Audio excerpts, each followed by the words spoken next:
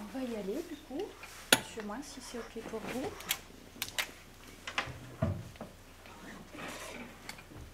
Juste une seconde. Hop.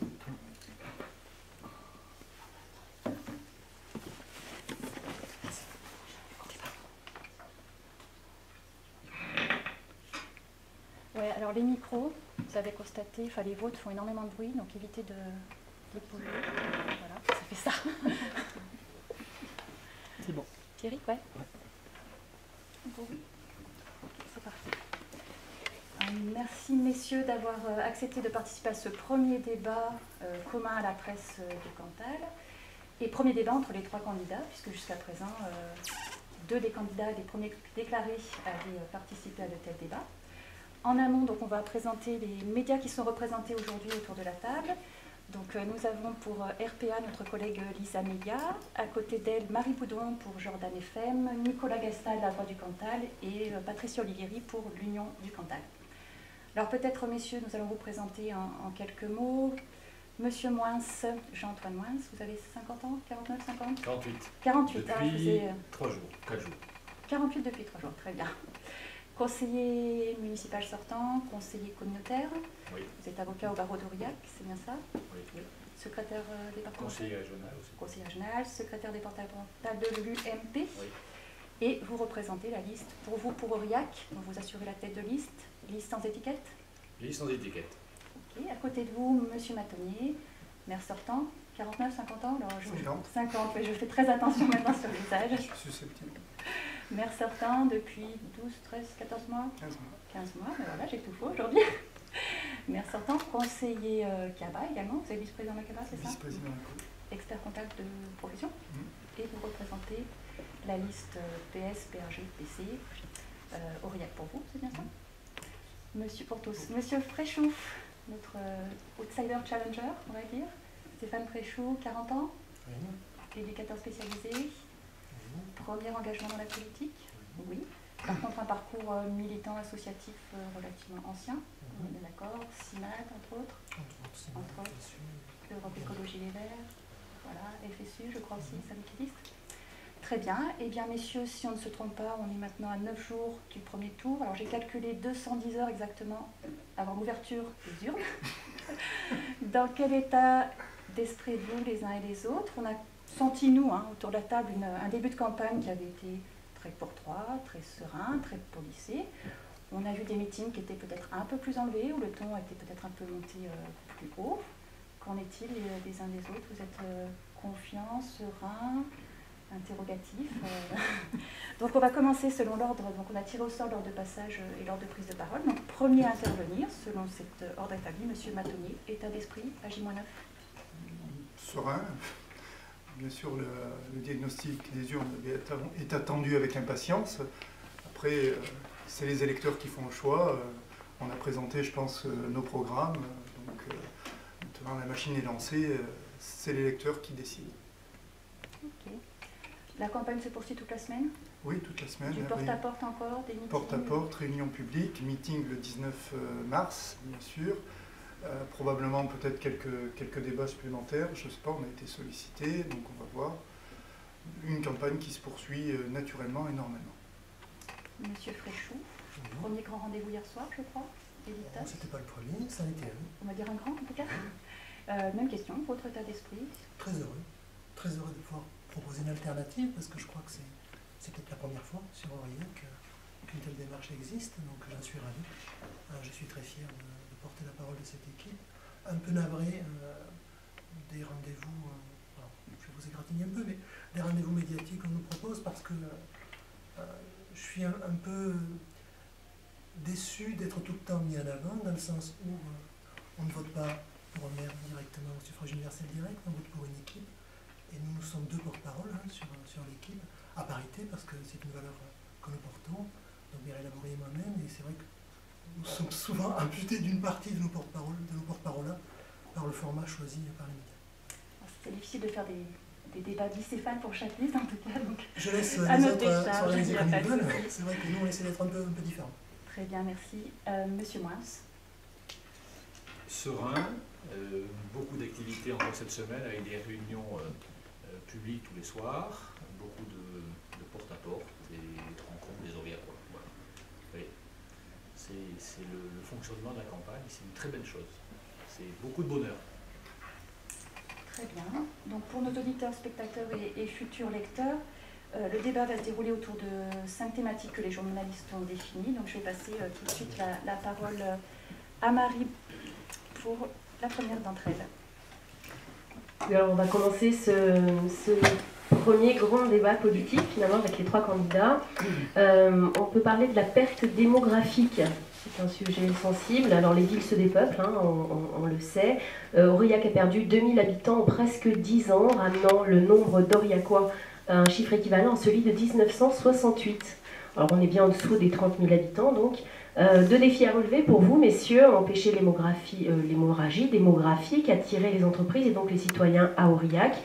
Le dernier exemple tout frais, c'est Christian Moulin qui ne va plus faire voler ses oies dans le Cantal puisqu'il n'a faute de terrain. Hein, voilà. Donc ça, c'est un problème de la CABA, mais enfin tout de même. Quelles seraient vos solutions, messieurs, pour empêcher cette perte démographique, sans revenir sur la fatalité, s'il vous plaît? On peut commencer donc. Le tirage au sort, c'est Monsieur Fréchou qui va commencer. Non, pas du tout. C'est Monsieur Matonnier, désolé. On commence. Monsieur Matonnier, donc. Oui. Comme vous l'avez fort justement dit, le problème de la démographie est un véritable défi pour la ville d'Aurillac. Comme toutes les villes-centres, comme toutes les villes-préfectures éloignées d'un pôle d'emploi et d'un pôle urbain important, on connaît un phénomène de déprise démographique qui est réel, mais qui jusqu'à présent a été globalement compensé par l'augmentation de la population des communes limitrophes de la ville d'Aurillac. Je dis globalement parce que c'est un peu moins vrai depuis 1 ou 2 années. Pour bien analyser le phénomène, je crois qu'il faut partir de données exactes, parce que pour faire un diagnostic, il faut une bonne analyse. Et il y a un document très intéressant qui a été fait sur l'INSEE, qui a analysé l'évolution de la démographie, notamment de la zone périurbaine de la ville. C'est un document tout récent et qui a l'avantage qui a été fait le 24 janvier 2014 d'ailleurs, et qui a l'avantage de mettre en perspective de l'année 99 à l'année 2012 et de bien retracer les différents mouvements que l'on peut constater. Le premier point qu'il faut souligner, et il faut en être fier parce que c'est un élément majeur, c'est que la ville maintient son attractivité du point de vue de la situation de l'emploi. C'est-à-dire qu'on a 22 000 emplois sur la ville d'Aurillac, 22 000 personnes qui viennent travailler sur la ville d'Aurillac, et ce chiffre s'est maintenu, il a baissé de 1%, quand d'une manière générale, l'emploi salarié en moyenne sur la France a baissé de 5% du fait de la crise de 2008 et de la crise de 2012. Donc, premièrement, une très bonne résistance de l'emploi. Deuxièmement, dans ce document, il apparaît clairement que la zone dite périurbaine s'est largement étendue, puisqu'on est à plus de 50 km. Aujourd'hui, la zone périurbaine va jusqu'à la limite de la Corrèze, la limite de l'Aveyron et la limite du Lot. Ça veut dire que des gens viennent de plus de 50 km chaque jour pour travailler à Aurillac. Donc ce déclin démographique n'est absolument pas une fatalité. Et d'ailleurs, l'INSEE met un nombre de scénarios tout à fait possibles pour justement appréhender les évolutions futures. En tout cas, si l'analyse est correcte de l'INSEE, elle justifie la politique que l'on souhaite mener en termes de maintien de l'attractivité économique de la ville d'Aurillac pour poursuivre cette richesse que constitue l'emploi salarié de la ville. Deuxièmement, maintien de l'attractivité de la ville par ses grands équipements et par son dynamisme commercial. L'enjeu de la Sablière n'est vraiment pas un enjeu marginal dans cette attractivité. Et troisièmement, il convient aujourd'hui d'offrir un habitat qui est conforme à ce que souhaitent les personnes. Donc il y a un enjeu d'urbanisme qu'il convient de traiter. Et pour cela, il faut avoir des offres adaptées parce que je ne peux pas imaginer que des gens fassent 100 km en voiture tous les jours pour des choix uniquement de convenance personnelle. Et on voit que cette zone périurbaine, aujourd'hui, s'est fortement développée. Donc, 2 axes de réponse pour répondre concrètement à la question. 1, l'urbanisme, et on en reparle, je crois que c'est la question d'après. 2, l'attractivité économique. Monsieur Fréchou. Il y a beaucoup de choses à être dites, je ne vais pas les reprendre. Il est vrai que le mouvement que subit Aurillac est le même que celui que subissent l'essentiel des petites préfectures rurales, et j'allais dire des villes moyennes en Europe éloignées d'une grande métropole de la même manière, que ce soit en Italie ou en Espagne, on observe les mêmes mouvements. Pour l'exemple, Rodez a perdu plus de 1000 habitants entre 2006 et 2011, dans certains sites de dynamisme, etc. Donc voilà, on est sur un mouvement sociologique et historique qui est profond en ce qui concerne l'affaiblissement du nombre d'habitants dans les villes moyennes éloignées des grandes métropoles. C'est un fait. Alors oui, après on parlera dans les autres points des questions de logement et des attractivités économiques, parce que évidemment que ce sont des vecteurs de sauvegarde un petit peu du nombre d'habitants sur la ville, mais pas que. Pas que. Je pense que le bien vivre ensemble, le maintien des services publics, les politiques nationales nous ont fait très mal sur les petites préfectures qui étaient très administrées par le passé, par la RGPP, aujourd'hui par la MAP, en tout cas des dizaines de postes, voire des centaines de postes ont disparu. On a des grosses inquiétudes sur l'avenir de l'EREA à Aurillac. On a des inquiétudes sur quelques postes qui risquent de disparaître au SDIS avec le transfert du centre d'appel dans le Puy-de-Dôme. Donc il y a plein d'enjeux qui sont des enjeux historiques, lourds, mais il y en a d'autres qui sont politiques. Et je crois qu'on est là aussi pour les dénoncer, pour être aux côtés des salariés, pour faire un peu de lobbying auprès des instances nationales ou régionales, parce qu'il y va de l'avenir même de ces villes-là et de leur... Je porte la parole de la liste vivante, mais il en va de leur vitalité. Si on n'a plus de services à offrir décents et s'il y a une inégalité flagrante entre les citoyens sur le territoire, eh bien, évidemment, le déclin sera difficile à inverser, évidemment. Monsieur Moïse ? Le diagnostic, il est malheureusement triste, puisque depuis 2006, nous avons perdu 2500 habitants. Pour information, nous avons perdu 1800 inscrits aux listes électorales d'Aurillac depuis 2008. L'ampleur effectivement du départ des habitants d'Aurillac, c'est extrêmement conséquent. Ce n'est pas une fatalité et la perte est extrêmement importante sur Aurillac, puisqu'on est sur un pourcentage de 1,5% par an de population en moins. On a cité tout à l'heure Rodez. Rodez n'a pas perdu 1000 habitants depuis 2006, elle a perdu 230 habitants entre 2006 et 2011. C'est une baisse de 0,2% par an. Quant à Mende, elle a perdu 0,3% par an. Mende ne semble pas être un pôle économique majeur et on ne cause pas être extrêmement proche des centres périurbains ni des autoroutes.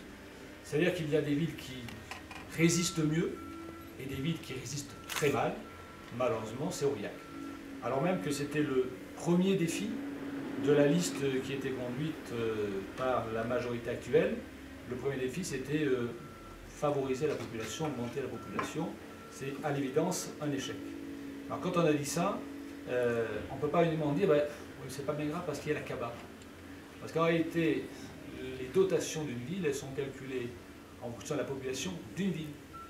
S'il y a 30 000 habitants à Aurillac, il y aura des dotations en fonction de 30 000 habitants, quels que soient les habitants qu'il y aura sur les autres communes périphériques de la CABA. Et donc il nous faut effectivement faire revenir des habitants en ville, peu importe si les villes périphériques d'Aurillac gagnent ou perdent. Si on veut protéger Aurillac, il faut faire revenir des habitants à Aurillac.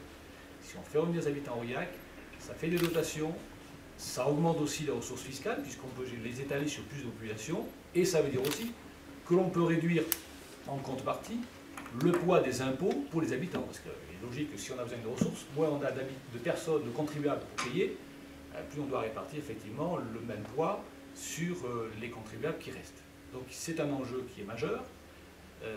Nous avons, nous, pour objectif de tendre en 2024, c'est-à-dire dans 10 ans, c'est l'objectif, dans 10 ans, c'est à 30 000 habitants.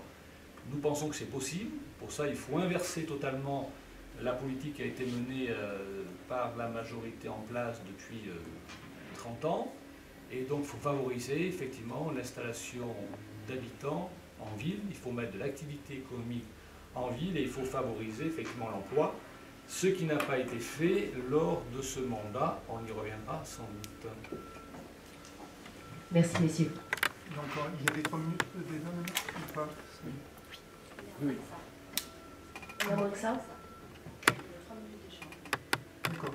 Alors concrètement, qu'est-ce que vous proposeriez pour éviter, alors d'accord, pour éviter l'hémorragie démographique, mais pour faire venir aussi des gens? Il y a peut-être des moyens. Donc Moi, je pense qu'il faut rester sur ce point. Après, on développera la partie économique. Mais sur ce point, c'est tout de même intéressant de revenir sur quelques chiffres, puisque M. Moins a évoqué ce déclin. Donc, sur l'arrondissement, là, j'ai les chiffres. On est à 82 438 habitants. Et globalement, de la période 2006 à 2012, il a été perdu 128 habitants sur l'arrondissement. Donc, faites le lien avec la zone périurbaine dont je parlais au départ. Et sur la période 99-2006, on a progressé de 142 habitants. Mais comme l'a dit fort justement Stéphane Fréchou, l'impact le plus négatif sur la population aurillacois, c'est la RGPP, qui a coûté plus de 300 familles au site aurillacois. Donc la baisse des services, notamment les services de l'État, le service de l'éducation, un certain nombre de services absolument nécessaires sur une ville-préfecture, a été le résultat d'une politique nationale menée qui a été catastrophique pour la ville d'Aurillac. Et la régionalisation risque d'accroître ce phénomène. Donc il convient, pour nous, les leviers d'action que l'on a, c'est évidemment l'action économique, avec un maintien de l'activité, et on verra les chiffres tout à l'heure, qui ne sont pas si catastrophiques que ça, ce serait même plutôt l'inverse, et il serait plutôt à l'honneur de la défense qu'il y a eu sur la ville d'Aurillac. Mais il faudra aussi parler de ce problème d'urbanisme et d'offre de logement qui aujourd'hui n'est pas satisfaisante, puisque des gens vont ailleurs parce qu'ils ne trouvent pas ce qu'ils souhaitent. Un point pour compléter aussi, on disait fort justement que la démographie, grosso modo, de la CABA est à peu près stable, alors que la population aurillacoise a tendance à baisser. On subit quand même un problème de dumping fiscal, il faut être clair. Et je crois qu'au niveau de la CABA, il y a un vrai travail de pédagogie à faire envers les représentants des petites communes qui ne jouent pas toujours le jeu. Et ce n'est pas très raisonnable d'avoir des rapports de 1 à 10 sur les taxes locales quand on habite sur le même périmètre. On reviendra là-dessus tout à l'heure. Monsieur Moins. Oui. Je n'ai pas l'ambition d'être le maire de Mors. Donc j'en ai rien à faire du nombre d'habitants dans l'arrondissement d'Aurillac. On me postule pour être maire d'Aurillac et éventuellement pour présider la CABA. Ce qui se passe à Mors, ce qui se passe à Montsalvi, ce qui se passe à Saint-Cernin, c'est effectivement l'arrondissement d'Aurillac, mais ça n'offre aucun intérêt, sauf à ce que mon concurrent imagine d'organiser une nouvelle collectivité qui est l'arrondissement d'Aurillac et d'être maire de l'arrondissement d'Aurillac. Tout ça veut dire qu'il faut, si on veut être précis, il faut être précis totalement, il ne faut pas essayer de trouver des systèmes pour éviter le débat et éviter de répondre effectivement aux questions. Quant à la régionalisation ou à l'RGPP, il ne me semble pas que le président que soutient M. Matonnier ait fait grand-chose pour supprimer la RGPP, au contraire, et quant à la réforme sur la régionalisation, c'est le gouvernement actuel et le président Hollande qui l'amènent, et il ne me semble pas effectivement que ça soit favorable pour Aurillac, et c'est un enjeu majeur qui justifiera que les élus montent au créneau le moment venu pour défendre les régions, les petits départements, par rapport à la régionalisation. Parce que imaginez, comme on nous promet ou comme on nous laisse penser, que la région Auvergne aille à Lyon ou en Limousin. Que deviendra Aurillac? Quand on va aller à Lyon à 4 heures, imaginez bien qu'on ne pèsera plus rien. Ça, c'est le gouvernement actuel, soutenu par M. Matonnier, qui force cette position-là. Et moi, ça me paraît effectivement très inquiétant. Alors, on peut être inquiet pour l'avenir, mais il faut encore une fois replacer les choses avec la rationalité de chacun. Donc évidemment, loin de moi l'intention d'être maire de Mauriac, ou de Mors, n'importe. Par contre, si on occulte le fait que la plupart des gens qui viennent travailler à Aurillac sont en recherche de logement et qu'ils ne trouvent pas sur le site d'Aurillac, on ne comprendra jamais rien à la démographie aurillacoise. Et il faut être clair, aujourd'hui on sait que nous avons un transfert de populations souvent jeunes, qui font construire en périphérie, qui, de fait, venant travailler à Aurillac, profitent des installations de centralité, comme ça a été dit par M. Moins. Par contre, on diminue nos dotations globales. Donc, la seule chose qui est juste dans ce que vous dites, c'est que les dotations sont proportionnelles à la population.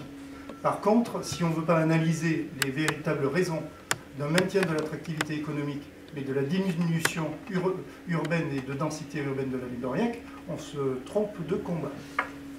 Juste dernière question, c'est quoi les 22 000, donc Pierre Matonnier, 22 000 emplois quel est ce chiffre? Alors c'est le chiffre qui est issu du diagnostic du SCOT, qui intègre les 18 000 emplois salariés que l'on connaît dans les entreprises privées et les 4 000 emplois publics. Donc données SCOT présentées à la CABA début d'année. enchaîner donc sur le deuxième grand thème, les questions de ce qui concerne logement, urbanisme et stationnement. Donc, souvent, le constat qui est fait déjà par rapport au logement et urbanisme, un constat de logement vacant assez présent sur Aurillac. Vous, M. Fréchou, quelle est votre proposition, votre avis par rapport à ça? Est-ce que vous considérez qu'Aurillac il y a un problème de logement, d'urbanisme? Est-ce qu'il y a des choses à améliorer? Oui, un certain nombre de choses à améliorer. Effectivement, il y a une inadéquation entre l'offre et la demande. Il est vrai qu'il y a des logements vacants à Aurillac, en grand nombre. Sont-ils pour autant aux normes? Sont-ils pour autant habitables tout de suite? Sont-ils pour autant confortables? Sont-ils pour autant des passoires énergétiques ou isolées, etc., etc. Alors, les gens ne trouvent pas ce qu'ils cherchent en termes de qualité de vie sur Aurillac. Il est évident qu'il faut avoir une politique réellement volontariste, par le PIB notamment, pour faire en sorte que les logements puissent être remis aux normes, isolés, que les gens puissent trouver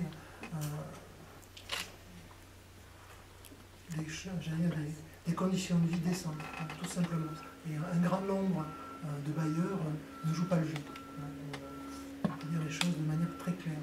Et puis en outre, oui, il est peut-être nécessaire de construire un peu, mais il faut faire attention aussi à la densification urbaine, parce que ce n'est pas parce qu'on a la campagne à 5 minutes de la ville qu'il faut tout minéraliser et perdre de vue les espaces verts et une réelle qualité de vie. Parce que sans une qualité de vie agréable à Aurillac, les gens continueront à habiter en périphérie.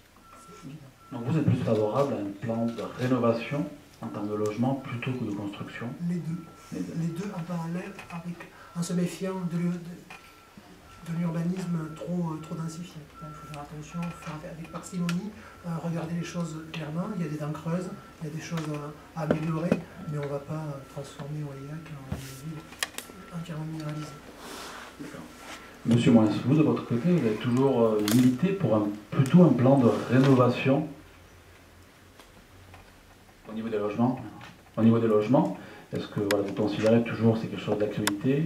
Voilà, quelle est votre position par rapport à ça? La rénovation, ça veut dire quoi? Ça veut dire rénover les logements qui ne sont pas forcément en bon état aujourd'hui et dont il faut améliorer la qualité. C'est aussi apporter une réponse sur ce qu'on appelle les dents creuses, sur des îlots qui ne sont pas habitables, sur lesquels il y a des travaux de rénovation importants à réaliser dans le cadre de l'OPARU, de ce qu'on appelle les ORI, la possibilité de rénover effectivement des espaces pour offrir des logements qui soient beaucoup plus adaptés, tant dans les normes d'isolation que les normes de confort. Voilà. Donc ça, c'est une nécessité. Ce qui nous diffère avec Pierre Matonnier, c'est construisons. La politique de mon concurrent, ou d'un de mes concurrents, c'est de dire nous allons construire encore. Nous avons aujourd'hui 700 logements vacants. Peut-être qu'il y a 200 logements sur ces 700 qu'il faut effectivement rénover, et comme partout. C'est-à-dire que vous avez 500 qui sont en capacité d'être loués. Et ces logements, ils sont vacants parce qu'on n'arrive pas à les louer pour diverses raisons. Une des raisons, c'est un problème de stationnement, c'est une de vos questions, c'est un problème de stationnement. C'est un problème d'impôts fonciers qui sont trop élevés. Et c'est un problème d'éloignement des centres d'activité par rapport au logement. Et nous, ce qu'on propose, c'est 3 axes. Un, faire revenir l'activité économique en ville, pour que les personnes qui sont susceptibles de travailler en ville puissent faire le choix d'habiter en ville, ne serait-ce que pour éviter de prendre la voiture ou d'avoir à payer le gazole ou l'essence. Ils auront la possibilité d'être à proximité, de faire un peu de vélo, un peu de marche à pied, pour aller à leur travail. Première chose. Deuxièmement, et pour remettre l'activité en ville, deuxièmement, c'est baisser effectivement les impôts qui sont malheureusement trop élevés sur Aurillac. Troisièmement, c'est améliorer l'offre de stationnement. La politique qui a été menée par l'équipe en place, c'est 0 voiture à Aurillac. On évite que les voitures viennent à Aurillac. C'est pour ça qu'en face de nous, on a supprimé 300 places de parking, que l'on n'a pas réhabilité ailleurs, parce qu'on s'est dit que ça ne sert à rien d'avoir des places de parking, et en réalité on les supprime. Et c'est pour ça qu'aujourd'hui, vous n'avez quasiment plus de places de stationnement et qu'on n'a pas recréé de places de stationnement sur l'île. Et nous on pense qu'il faut inverser ça. Il faut remettre des places de stationnement, soit pour des résidents, soit pour des chalands qui viendront stationner pour faire leur activité commerciale ou enfin, leur activité de clientèle, Et on souhaite effectivement avoir un programme fort de rénovation dans le cadre de l'OPRU. L'OPRU, c'est une bonne chose, mais qu'il faut amplifier, parce qu'aujourd'hui, on est sur un niveau de réalisation qui est extrêmement modeste. On est environ à 450 000 € sur un budget de 6 millions d'euros qui avait été annoncé. Donc on est très faible, et il faut aller au-delà de ça pour essayer de forcer la rénovation, d'avoir des logements de belle qualité en centre-ville, essentiellement, ou en ville essentiellement. Donc, faire venir l'activité économique en centre, améliorer le stationnement en augmentant les capacités de stationnement, baisser les impôts et procéder à une rénovation des logements et non pas construire de nouveaux logements parce qu'on en a bien assez. Justement, par rapport à ça, est-ce qu'on peut avoir une petite précision sur le fait de supprimer la taxe d'habitation pour les logements vacants? Est-ce que c'est quelque chose qui existe, d'autre part, d'autre une proposition? Ouais. Est-ce que vous pouvez apporter des précisions? Nous, on a annoncé qu'on supprimait cette taxe des logements vacants qui est d'un résultat financier trop modeste et qui est par contre extrêmement visiblement, hein, pour les personnes, mais attendez, on est en train de, encore une fois, de nous taxer, alors même que l'on ne peut pas arriver à louer parce qu'on n'a pas de clients. On n'a pas de clients pour louer. On est donc victime d'une situation de manque d'attractivité de la ville et en plus on nous taxe. Et on considère que cette double peine pour les propriétaires n'est pas justifiée. Monsieur Matoni, vous, de votre côté, vous avez toujours milité pour un plan en deux parties. Une partie de rénovation et aussi une partie de construction pour pouvoir attirer une nouvelle population. Est-ce que vous pensez que ce n'est pas trop ambitieux pour la ville d'Aurillac? Non, je vous invite à faire le lien avec la première partie dont nous avons parlé. Parce que je pense que ce qui est primordial dans un programme, c'est sa cohérence. Donc je constate une évasion de population parce que les gens ne trouvent pas l'offre d'habitat qu'ils souhaitent sur Aurillac. Donc il faut être cohérent et donc adapter une politique de logement qui soit conforme à ce que désirent nos concitoyens. Je ne vois pas par quels moyens on peut contraindre des personnes à habiter dans des appartements qui ne correspondent pas aux standards actuels. Donc il y a, c'est un diagnostic qu'a fait l'OPA-RU quand elle a été lancée, 600 appartements vacants, dont 200 qui sont insalubres. Et insalubre, ça veut dire que c'est un travail de reconstruction. C'est pas de la rénovation, c'est pas de la rénovation légère, c'est pas du saupoudrage de subventions, là. C'est du travail à l'îlot. C'est ce que l'on fait sur Saint-Géraud, c'est ce que l'on va faire sur Balbirou, c'est ce que l'on fait sur Jean Jaurès, c'est ce qu'on va faire sur les différents îlots qu'on a identifiés, sur Gerbert, etc. Je pense que la problématique de la construction, c'est une problématique cruciale pour l'avenir d'Aurillac. Je l'ai dit, du fait de la zone périurbaine qui s'étend de plus en plus, avec des populations qui partent, mais aujourd'hui il faut répondre à ce que souhaitent nos concitoyens. On n'est plus dans une vision dirigiste de l'urbanisation où on pouvait faire de grands ensembles en disant vous habiterez là. C'est fini. Nos citoyens ont un droit légitime au choix de leur qualité de vie. Donc sur l'hypercentre, il faut un travail de rénovation à l'îlot. C'est effectivement ce que fait l'OPA-RU, qu'elle fait, je pense, relativement bien, parce que sur la reconstruction à l'îlot, nous avons aujourd'hui 6 îlots identifiés qui permettront d'avoir des offres de logement satisfaisantes.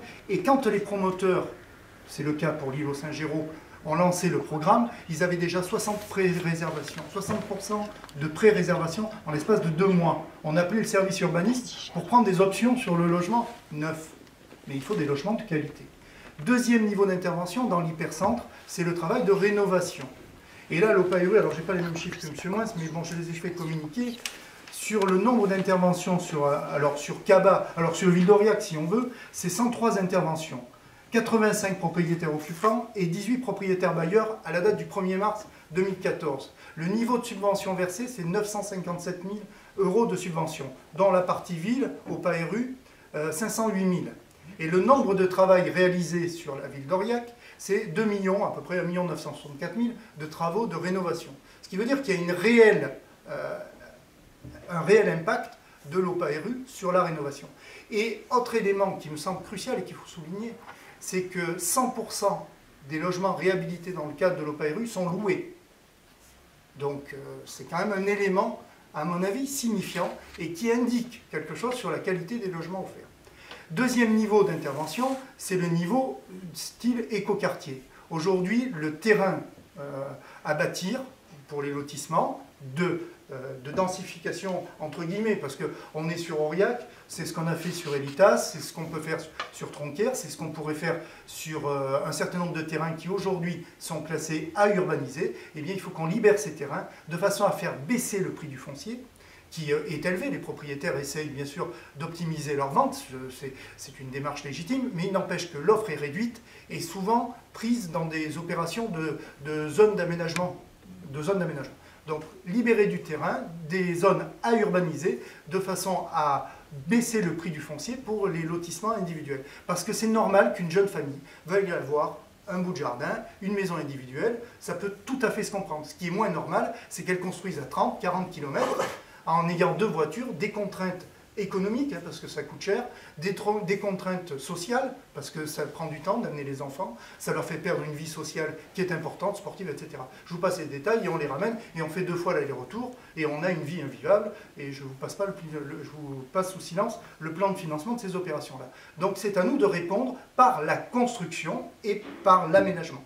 Et de dire qu'il ne faut pas construire sur Aurillac pour protéger des propriétaires qui n'entretiennent pas leurs biens fonciers, c'est pas normal. C'est une vision de l'économie qui est inadmissible. Alors, il y a un libre choix de nos concitoyens à avoir des logements isolés calorifiquement, isolés phoniquement, etc. Je vous passe les détails. Quant au stationnement, parce que c'est dans le même item, là, c'est dans le même sujet. Après. Bon, on va conclure là-dessus avec M. Fréchot. On a la parole un petit peu pour apporter des précisions. Parce que c'est tout à l'heure, rénovation, construction. Moi, j'avais cru que j'allais être squeezé sur la partie stationnement, ça m'aurait un peu chagriné. Parce que les 2 questions étaient liées, je sais pas. J'avais pas très bien compris le déroulement, donc je vais poursuivre sur la question du stationnement, puisque j'ai déjà entendu quelques énormités à ma gauche. Ma gauche qui pourrait être ma droite, enfin bref. Tout simplement pour dire qu'il n'y a pas de pénurie de stationnement sur Aurillac. Il n'y a pas de besoin évident, les parcs ne sont jamais saturés, ou très très rarement. On peut imaginer à terme, peut-être, ça peut se réfléchir, une fois que les investissements seront remboursés, de faire passer une partie du parc payant en zone bleue, éventuellement, pour éviter... L'arrêt sur la partie logement. Je suis sur la partie stationnement. Partie logement, précision par rapport à ce que vous dites tout à l'heure, par rapport à un plan de rénovation et de construction. C'est un mixte. Donc, apportez vos propositions par rapport à ça. Alors, oui, très clairement, je disais qu'il faut les 2. Travailler sur les dents creuses, travailler sur les friches économiques, les friches industrielles et les friches commerciales. Je pense à la politique, on a quand même quelques verrues qui mériteraient d'être retirées pour être peut-être pour bâtir du logement.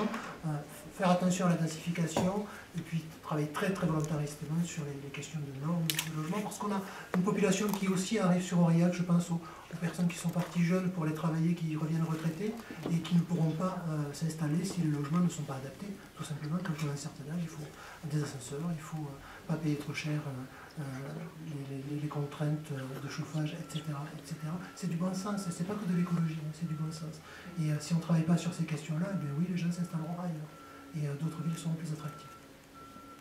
Parfait. Vous pouvez enchaîner sur la partie stationnement. Je vais reprendre mon petit dada. Par rapport à ça, voilà. Quelles sont vos propositions en matière de stationnement?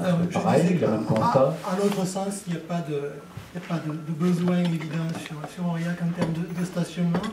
On peut différencier. Est-ce qu'il y a besoin de créer de nouvelles places? Non. Est-ce que la municipalité précédente, sortante, était acharnée contre les voitures? Je ne pense pas. Malheureusement, je ne pense pas.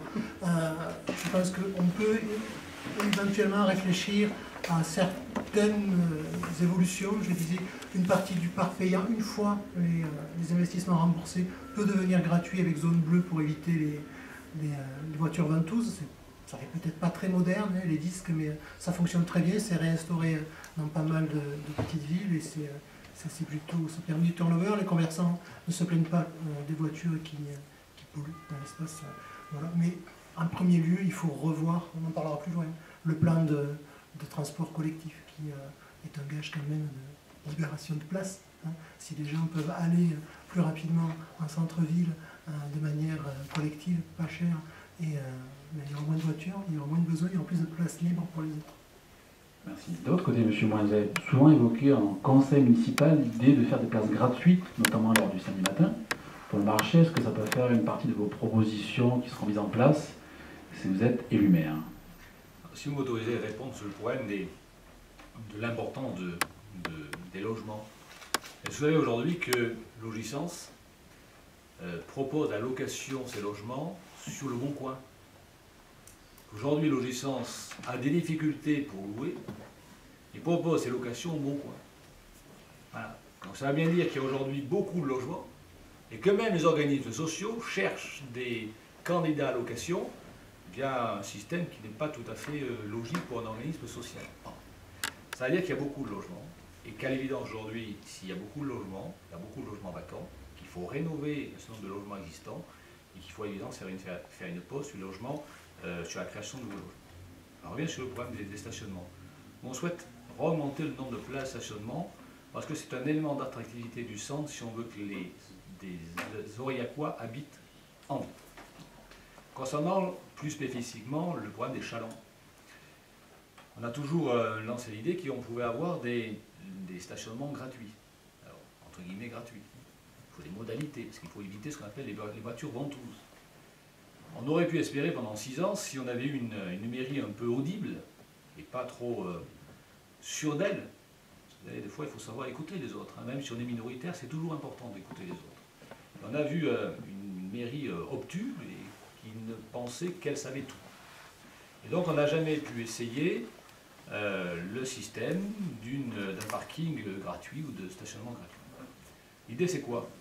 C'est de tenter le samedi après-midi un parc de stationnement qui pourrait être de gravier par exemple, qui serait gratuit, moyennant la possibilité moyennant une sorte de ticket, en réalité la personne viendrait stationner, irait faire les courses, et parce qu'elle aurait consommé entre 10, 15, 20 euros, là ça va définir avec le commerçant, pourrait bénéficier de parking gratuit.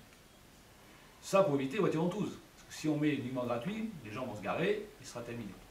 Donc l'idée secondaire, tu viens t'installer, tu viens acheter en centre, et parce que tu achètes en centre, moyennant 10, 15 ou 20 euros, tu as le parking gratuit.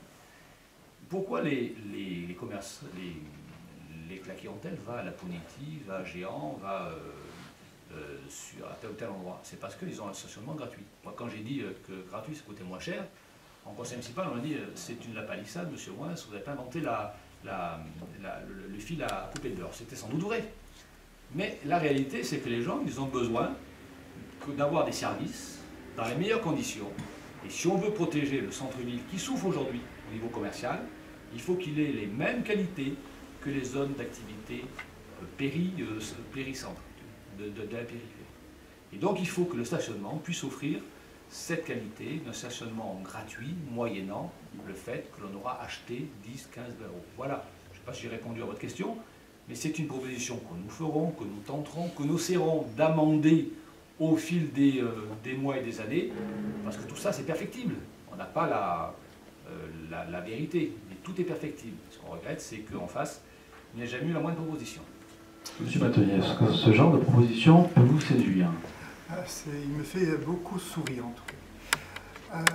Bien sûr, le stationnement, c'est le vecteur le plus... J'avais dit populiste, je le maintiens, parce que affirmer la gratuité d'un stationnement, ça fait toujours plaisir. Qui aime payer le stationnement? Qui aime payer une contravention quand il a dépassé de 10 minutes son stationnement? Je connais personne, et je fais partie de ces personnes qui n'aiment pas non plus. Aujourd'hui, le stationnement, il faut le concevoir comme un service. Et c'est un service crucial pour toutes les villes et tous les centres-villes. Vous avez pu constater, dans toutes les villes où vous allez, il y a un stationnement payant dans l'hypercentre, et ce n'est pas un hasard. C'est un service. Et pour vous donner un exemple très parlant et très significatif des contre-vérités que l'on peut dire sur le stationnement, c'est que quand on avait mis la rue des Carmes gratuite, la première pétition qu'on a reçue 3 semaines après la gratuité, c'est une pétition des 35 commerçants nous disant « Si vous ne remettez pas le stationnement payant, nous n'aurons plus de clients, nous pouvons fermer ». Donc il faut être très clair sur le stationnement. C'est un service de proximité et de fluidification de l'accessibilité au commerce. C'est un premier point. Deuxième point, comme l'a dit fort justement Stéphane Fréchou, nous ne sommes pas à saturation de la voirie. Le taux d'occupation, parking fermé, parking ouvert, 70%. Donc il faut le dire, 70%. Le budget voirie est un budget autonome. M. Fréchou a totalement raison quand il dit qu'aujourd'hui, on peut toujours promettre de raser gratis, mais c'est un budget qui est juste à l'équilibre. Donc on augmente les impôts pour faire de la gratuité? Bon, c'est un point qu'il faudrait développer, mais on en parlera peut-être quand on va parler de fiscalité. Troisièmement, sur le stationnement encore en lui-même. Combien coûte un parking pour un résident? C'est-à-dire une personne qui habite dans un appartement. C'est 4 € la semaine. 4 € la semaine. Donc aujourd'hui, stationnement sur voirie, 4 € la semaine. Enfin, sur la pseudo-gratuité proposée par M. Moès. Donc cette pseudo-gratuité, vous avez bien compris qu'elle serait payée par le budget stationnement, donc par tous nos concitoyens. Hein. Il faut quand même être clair, quand on fait une fleur commerciale, il y a une contrepartie. Et bien sûr, j'imagine que ce sera pris sur le budget général, donc par tous nos concitoyens. Ce dispositif, par contre, a été mis en place. Alors il y a 2 ans, on avait essayé la gratuité du parking de la Paix. C'était M. Calmette qui était maire sur proposition de M. Collin, pour montrer que nous n'étions pas obtus comme on est présenté de façon caricaturale. Et le résultat a été quasiment égal à 0. La fréquentation est restée totalement stable. Parce que c'était trop éloigné de la zone de chalandise, ce qui prouve encore qu'on peut avoir de fausses idées sur le stationnement. Mais cet hiver, ce qui a été proposé par l'espace centre-ville, et l'idée à laquelle la ville a totalement souscrit, c'est que les commerçants adhérents à l'espace centre-ville, au-delà, donc offrent à leurs clients 1 heure, 2 heures de gratuité. Cette offre, c'était payée par l'espace centre-ville et pas par le contribuable, pas par les plus défavorisés, hein, on s'entend. C'était payé par le commerçant partiellement, 1 tiers par le commerçant, 1 tiers par l'État, puisqu'on avait fléché une subvention FISAC, et 1 tiers par la ville d'Aurillac, au titre de l'aide au commerce. Voilà, une démarche positive. On ne fait pas payer à la collectivité le dynamisme, le chiffre d'affaires fait par les commerçants. Par contre, on contribue à gérer cette attractivité du centre-ville. Et quant à la gratuité d'un parking le samedi, toute la journée, ou l'après-midi, ou à certaines heures, ou le mercredi après-midi, alors là, je peux vous dire très clairement que vous pouvez faire le lien avec l'expérience de la rue des Carmes. Sitôt que nous ferons une gratuité, c'est les commerçants qui feront une pétition pour nous expliquer que le parking est complet à partir du moment où le parking est gratuit et que ce n'est pas pour leurs commerçants, ce sera éventuellement leurs salariés. C'est logique, ils ont un parking à proximité, ils l'utilisent. Ce sera parfois eux-mêmes, parce qu'on pourrait épiloguer sur la conception du stationnement juste au bas de la boutique de certains commerçants. Et ce sera aussi les résidents de centre-ville qui auront un effet d'aubaine puisqu'ils auront un stationnement gratuit, même s'il est en abonnement léger, sur certaines périodes. Donc il faut être très vigilant là-dessus, et je rejoins Stéphane Fréchou dans ce qu'il a dit. C'est des budgets excessivement tendus, où on est très endetté sur ce secteur-là, et ce sont des budgets autonomes. Donc il faut bien faire attention quand on parle du stationnement, parce qu'une gratuité, ou c'est le budget général qui va contribuer, ou on augmentera la voirie. Hein. On peut donner, mais pour donner, il faut avoir. Hein. Merci monsieur, on va rester là, ça ne vous dérange pas, parce que le temps malheureusement nous presse. On va passer au 3e thème, attractivité économique. Donc effectivement, l'attractivité économique, c'est l'une des questions les plus importantes pour les Aurillacois. Ça concerne beaucoup de choses différentes, ça concerne la fiscalité, ça concerne l'emploi, le commerce de proximité, on peut même y ajouter le numérique pour attirer de nouvelles entreprises à Aurillac. Il y a plusieurs dispositifs qui existent pour accompagner les entreprises, pour soutenir l'innovation. Alors naturellement, vous n'avez pas tous la même opinion sur le bilan de l'équipe sortante. Aujourd'hui, on voudrait surtout savoir quelles sont les propositions pour l'avenir, comment la mairie d'Aurillac peut développer l'attractivité économique de la ville. Donc, Monsieur Moins, on va commencer avec vous. Il faut sectorier un peu le problème parce que le problème n'est pas identique pour tout type d'activité. On propose d'abord de remettre l'activité en centre-ville. Pour ça, l'idée, c'est faire un véritable locomotive commerciale sur l'îlot et Farcham, avec l'installation d'une halle permanente dans l'îlot et Farcham, pour mettre une activité régulière tous les jours, et ainsi qu'une maison médicale. Ça nous permettra d'avoir une réelle activité et non pas uniquement un commerce de vêtements et des logements. Deuxième point, c'est l'activité touristique autour de l'îlot Saint-Géraud. On considère que l'îlot Saint-Géraud peut être la renaissance d'Aurillac, et que pour cela, il faut se donner le temps de réfléchir et de prévoir la mise en valeur de ces fouilles, avec autour de ces fouilles un projet qui soit un projet un peu européen, avec à l'image de Gerbert, et qui pourrait être une création d'écoles de langue, en partenariat avec des projets qui sont en cours aujourd'hui, notamment avec l'université Midi-Pyrénées. Et donc on peut effectivement imaginer la création d'écoles de langue et de crèches trilingues sur le centre-ville. Tout ça, c'est pour créer de l'activité et faire venir du monde qui vienne travailler en ville et qui soit un réel pôle touristique.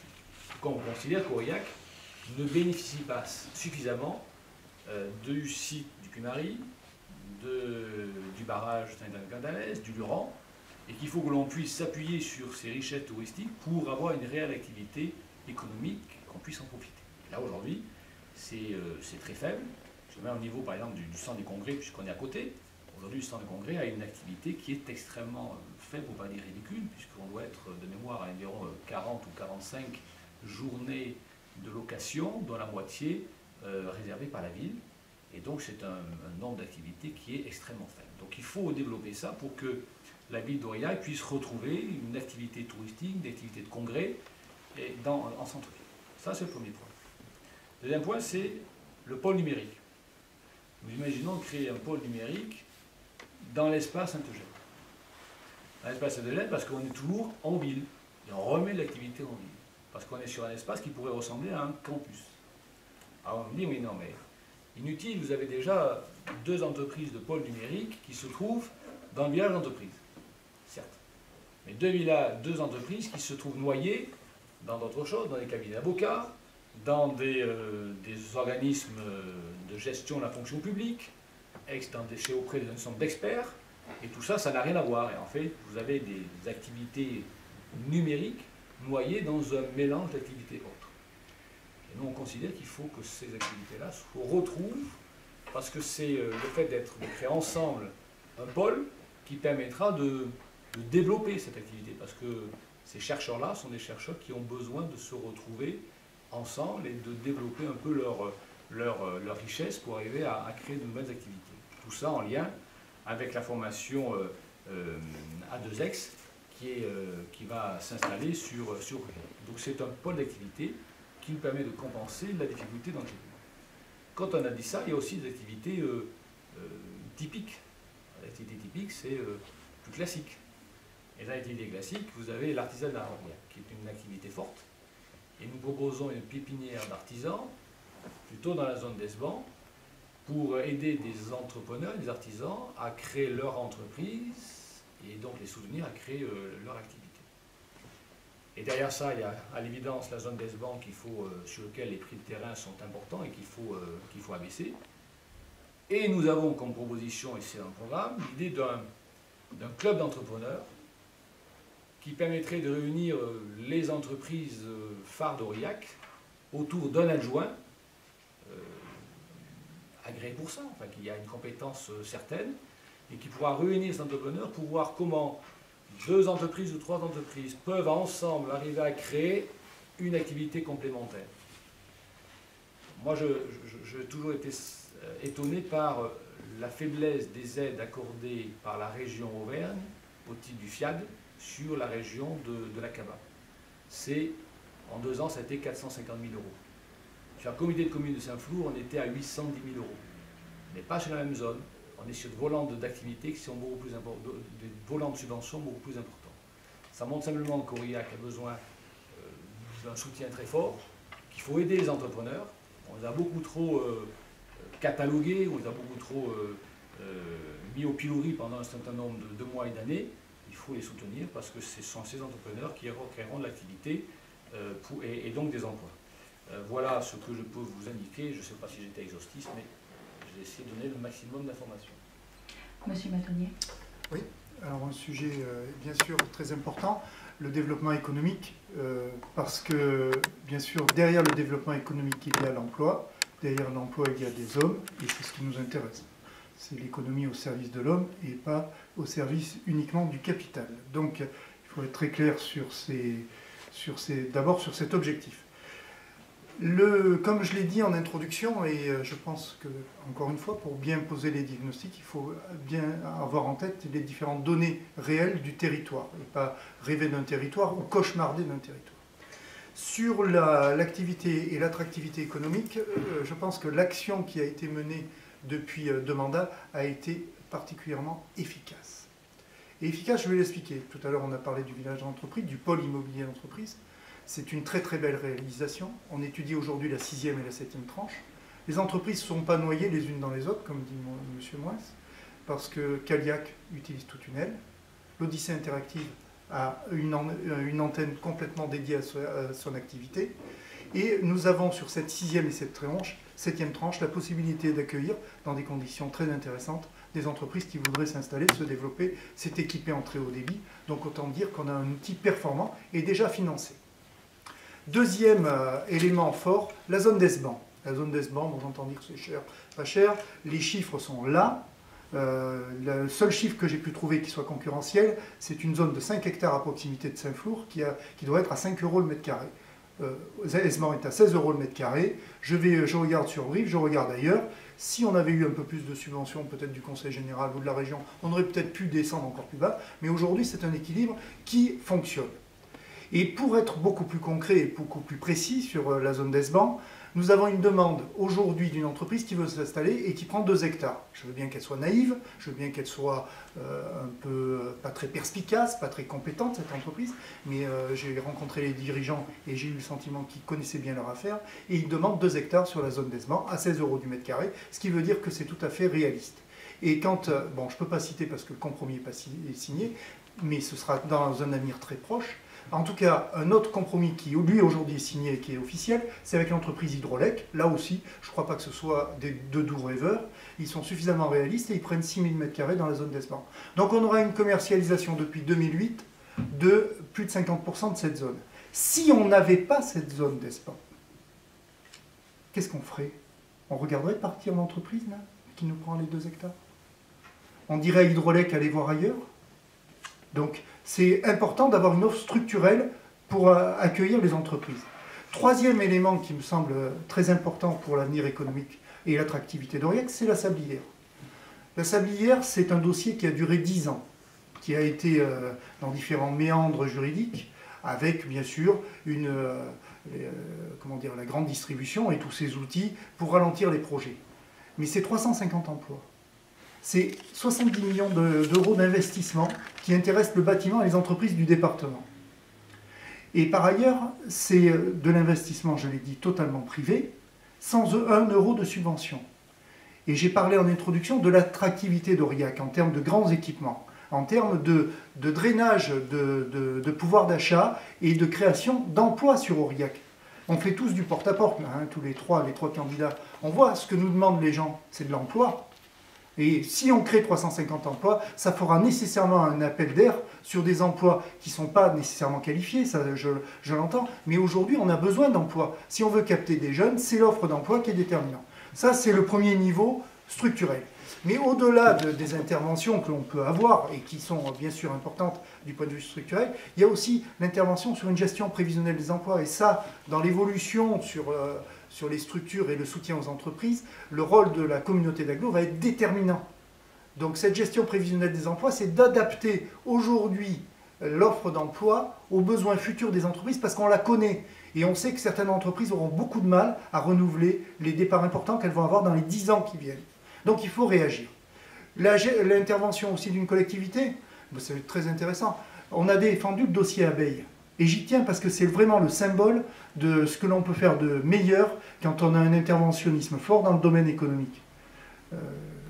Moins parlait de l'irrespect dans lequel on tenait les chefs d'entreprise. Moi, par nature, j'essaie de respecter la plupart des personnes, et je connais assez bien le monde économique, et j'ai un réel respect pour bon nombre d'entrepreneurs que je prends pour des aventuriers modernes, responsables. Donc, je n'ai pas d'état d'âme là-dessus. Mais un dossier comme abeille, si la communauté d'agglo n'était pas intervenue, c'est 140 emplois, aujourd'hui 180 qui auraient disparu. et qu'on aurait perdu, définitivement. Donc il faut savoir réagir sur des dossiers qui sont importants de ce type-là. Il a été parlé du centre-ville, c'est une autre problématique. Le centre-ville a un fonctionnement, je vais redire l'argumentaire qui a permis de bâtir l'attractivité commerciale du centre-ville, c'est un triptyque avec au nord le marché couvert, au sud l'îlot des Frères Charmes et le square. Et c'est un triptyque qui permet d'oxygéner tout le centre-ville. C'est une galerie marchande à ciel ouvert, le centre-ville. Et si on fait fonctionner ces trois lieux avec la démarche que nous avons, ça permet bien sûr d'amener des chalands dans ce centre-ville et le rendre bien sûr attractif. Vous allez en centre-ville quand vous allez visiter une ville, c'est normal. Quand vous allez à La Rochelle, vous irez plutôt voir le centre-ville. Ce n'est pas la galerie commerciale du Carrefour ou du Casino qui vous intéresse. Donc c'est légitime que l'attractivité soit liée à l'animation économique du centre-ville. Mais c'est une animation particulière. Aujourd'hui, le marché couvert joue un rôle d'attractivité tout au sommet de la place de l'Hôtel de Ville. L'îlot des Frères Charmes, avec des enseignes attractives, permettra de maintenir le circuit de circulation qui est nécessaire pour alimenter le centre-ville. Enfin, le square, c'est un lieu de vie. Les trois lieux sont adossés à du stationnement, comme par hasard, mais c'était réfléchi dès le départ dans cette logique-là. Donc aujourd'hui, nous avons 3 parkings qui permettent d'alimenter ces 3 lieux. Et il est absolument nécessaire de conserver cette oxygénation du centre-ville. Si on réduisait l'espace à l'îlot des Frères Charmes et au Gravier, eh bien je peux vous dire, c'est la mort de l'hypercentre. Mais il suffit de poser les questions aux commerçants. Ils le savent. Ils ne sont pas dupes de cette opération. Par ailleurs... Je vais vous interrompre parce qu'on a quand même un temps limité pour chaque candidat, Ouais, donc on va écouter les propositions de M. Fréchou. Bon, merci, je vais poursuivre un petit peu. Pas mal de choses ont été dites, certaines me navrent, d'autres je les trouve intéressantes. On va parler de l'attractivité économique, notamment de l'innovation et du numérique, puisque c'était la question. Nous, on a la proposition, alors c'est tout simple, ça ne coûte pas d'argent, mais de créer un poste de délégué à la municipalité à l'économie numérique. Avec quel but? Le but de fédérer et de créer des espaces où les gens puissent se rencontrer. Il y a plus de 200 salariés sur la CABA qui travaillent dans le numérique. Ça, c'est peu. C'est essentiellement des secteurs d'activité où il y a de l'émotion, où il y a besoin de rencontres. Il faut imaginer des forums, il faut imaginer des salons où les entrepreneurs puissent se rencontrer, parce qu'on sait très bien qu'il y a un certain mercato et que les informaticiens passent d'une entreprise à l'autre et qu'on peut être à l'initiative de ce genre de suggestions. Par ailleurs, on a aussi un projet pour l'îlot des Frères Charmes. Si on poursuit sur la question de l'économie numérique, on sait que les auto-entrepreneurs, informaticiens et autres, ont aussi besoin de se rencontrer, parce que l'isolement, c'est jamais créateur de richesse. Et qu'on peut proposer peut-être des espaces, le terme est un peu évident, de coworking, c'est-à-dire des espaces ouverts, équipés du très haut débit, avec de la mutualisation du foncier, mutualisation de secrétariat, et où les jeunes auto-entrepreneurs peuvent se rencontrer, créer des richesses, et puis ensuite, pourquoi pas, créer des emplois. Ce sont des propositions toutes simples.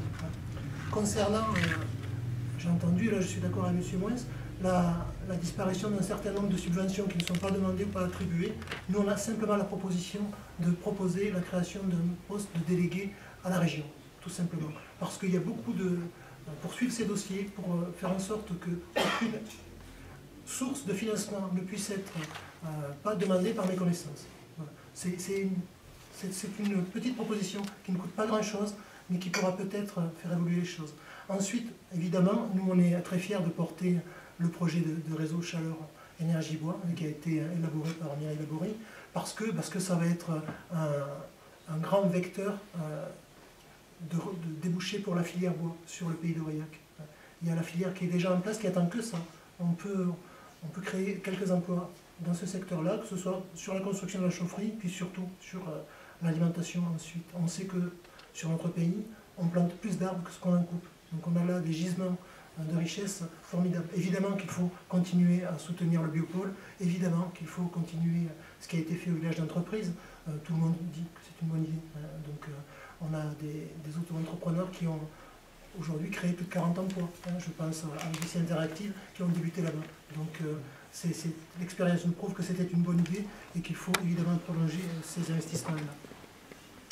Enfin, Je ne terminerai pas sans dire un mot de l'économie sociale et solidaire, parce que je crois que je suis le seul à porter réellement ces revendications-là. C'est plusieurs centaines d'emplois sur Aurillac, l'économie sociale et solidaire. Alors je sais qu'il y en a certains qui trouvent mon soutien un peu encombrant, je le redirai.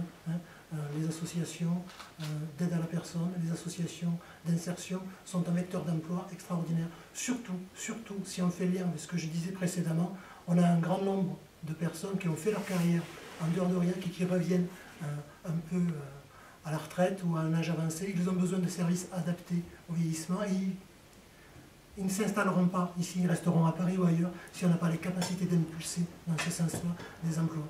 Alors, c'est tout bête, hein.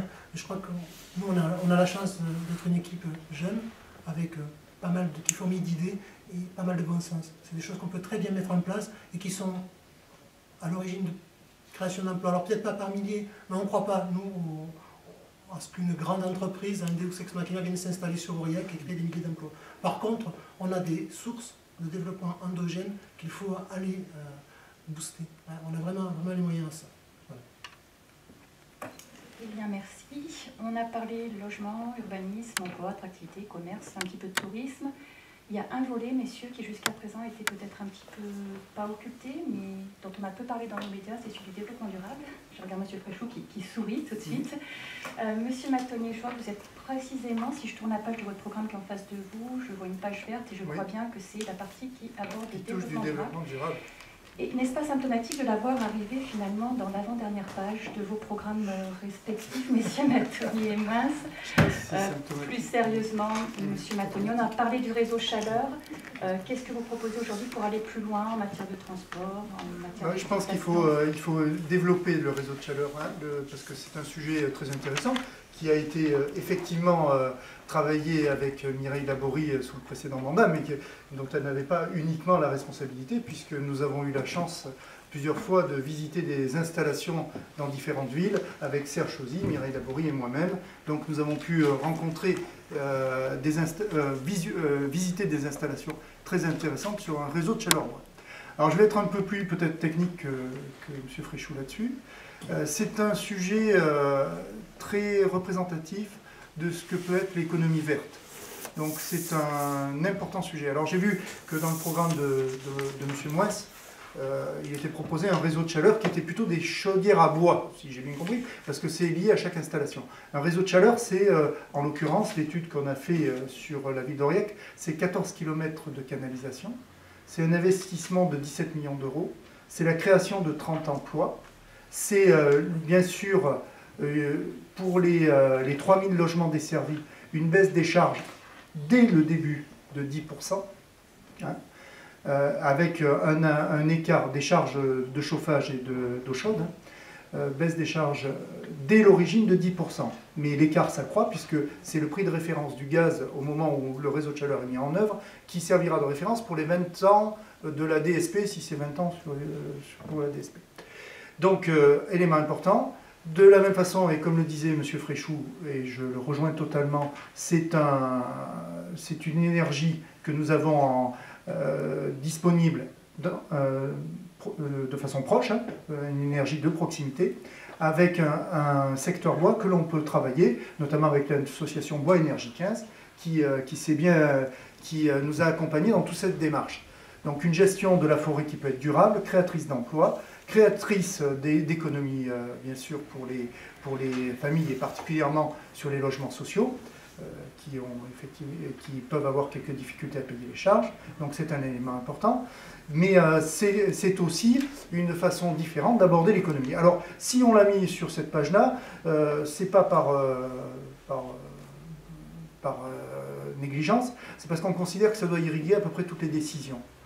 Donc c'est une mesure symbolique, mais quand on demande un premier adjoint et un premier vice-président de l'aglo, et c'est marqué dans notre programme, responsable du développement durable, c'est bien pour donner la dimension transversale que doit avoir le développement durable.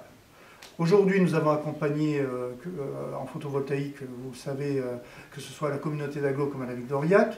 Les débats que nous avons eus sur la réduction des désherbants. Enfin, je vais être concret, mais d'une certaine manière, ça fait partie totalement de la problématique que nous avons. Et nous avons, depuis 2008, divisé par 3 les consommations d'intrants en engrais et en différents désherbants.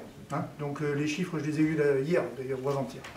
Pour ce qui est du plan vélo et de l'accessibilité de la ville, c'est bien évidemment la poursuite de ce plan vélo, avec une attention toute particulière sur les quartiers, parce qu'aujourd'hui le besoin, c'est bien des zones 30, de ralentissement et d'un plan vélo performant, particulièrement sur la proximité.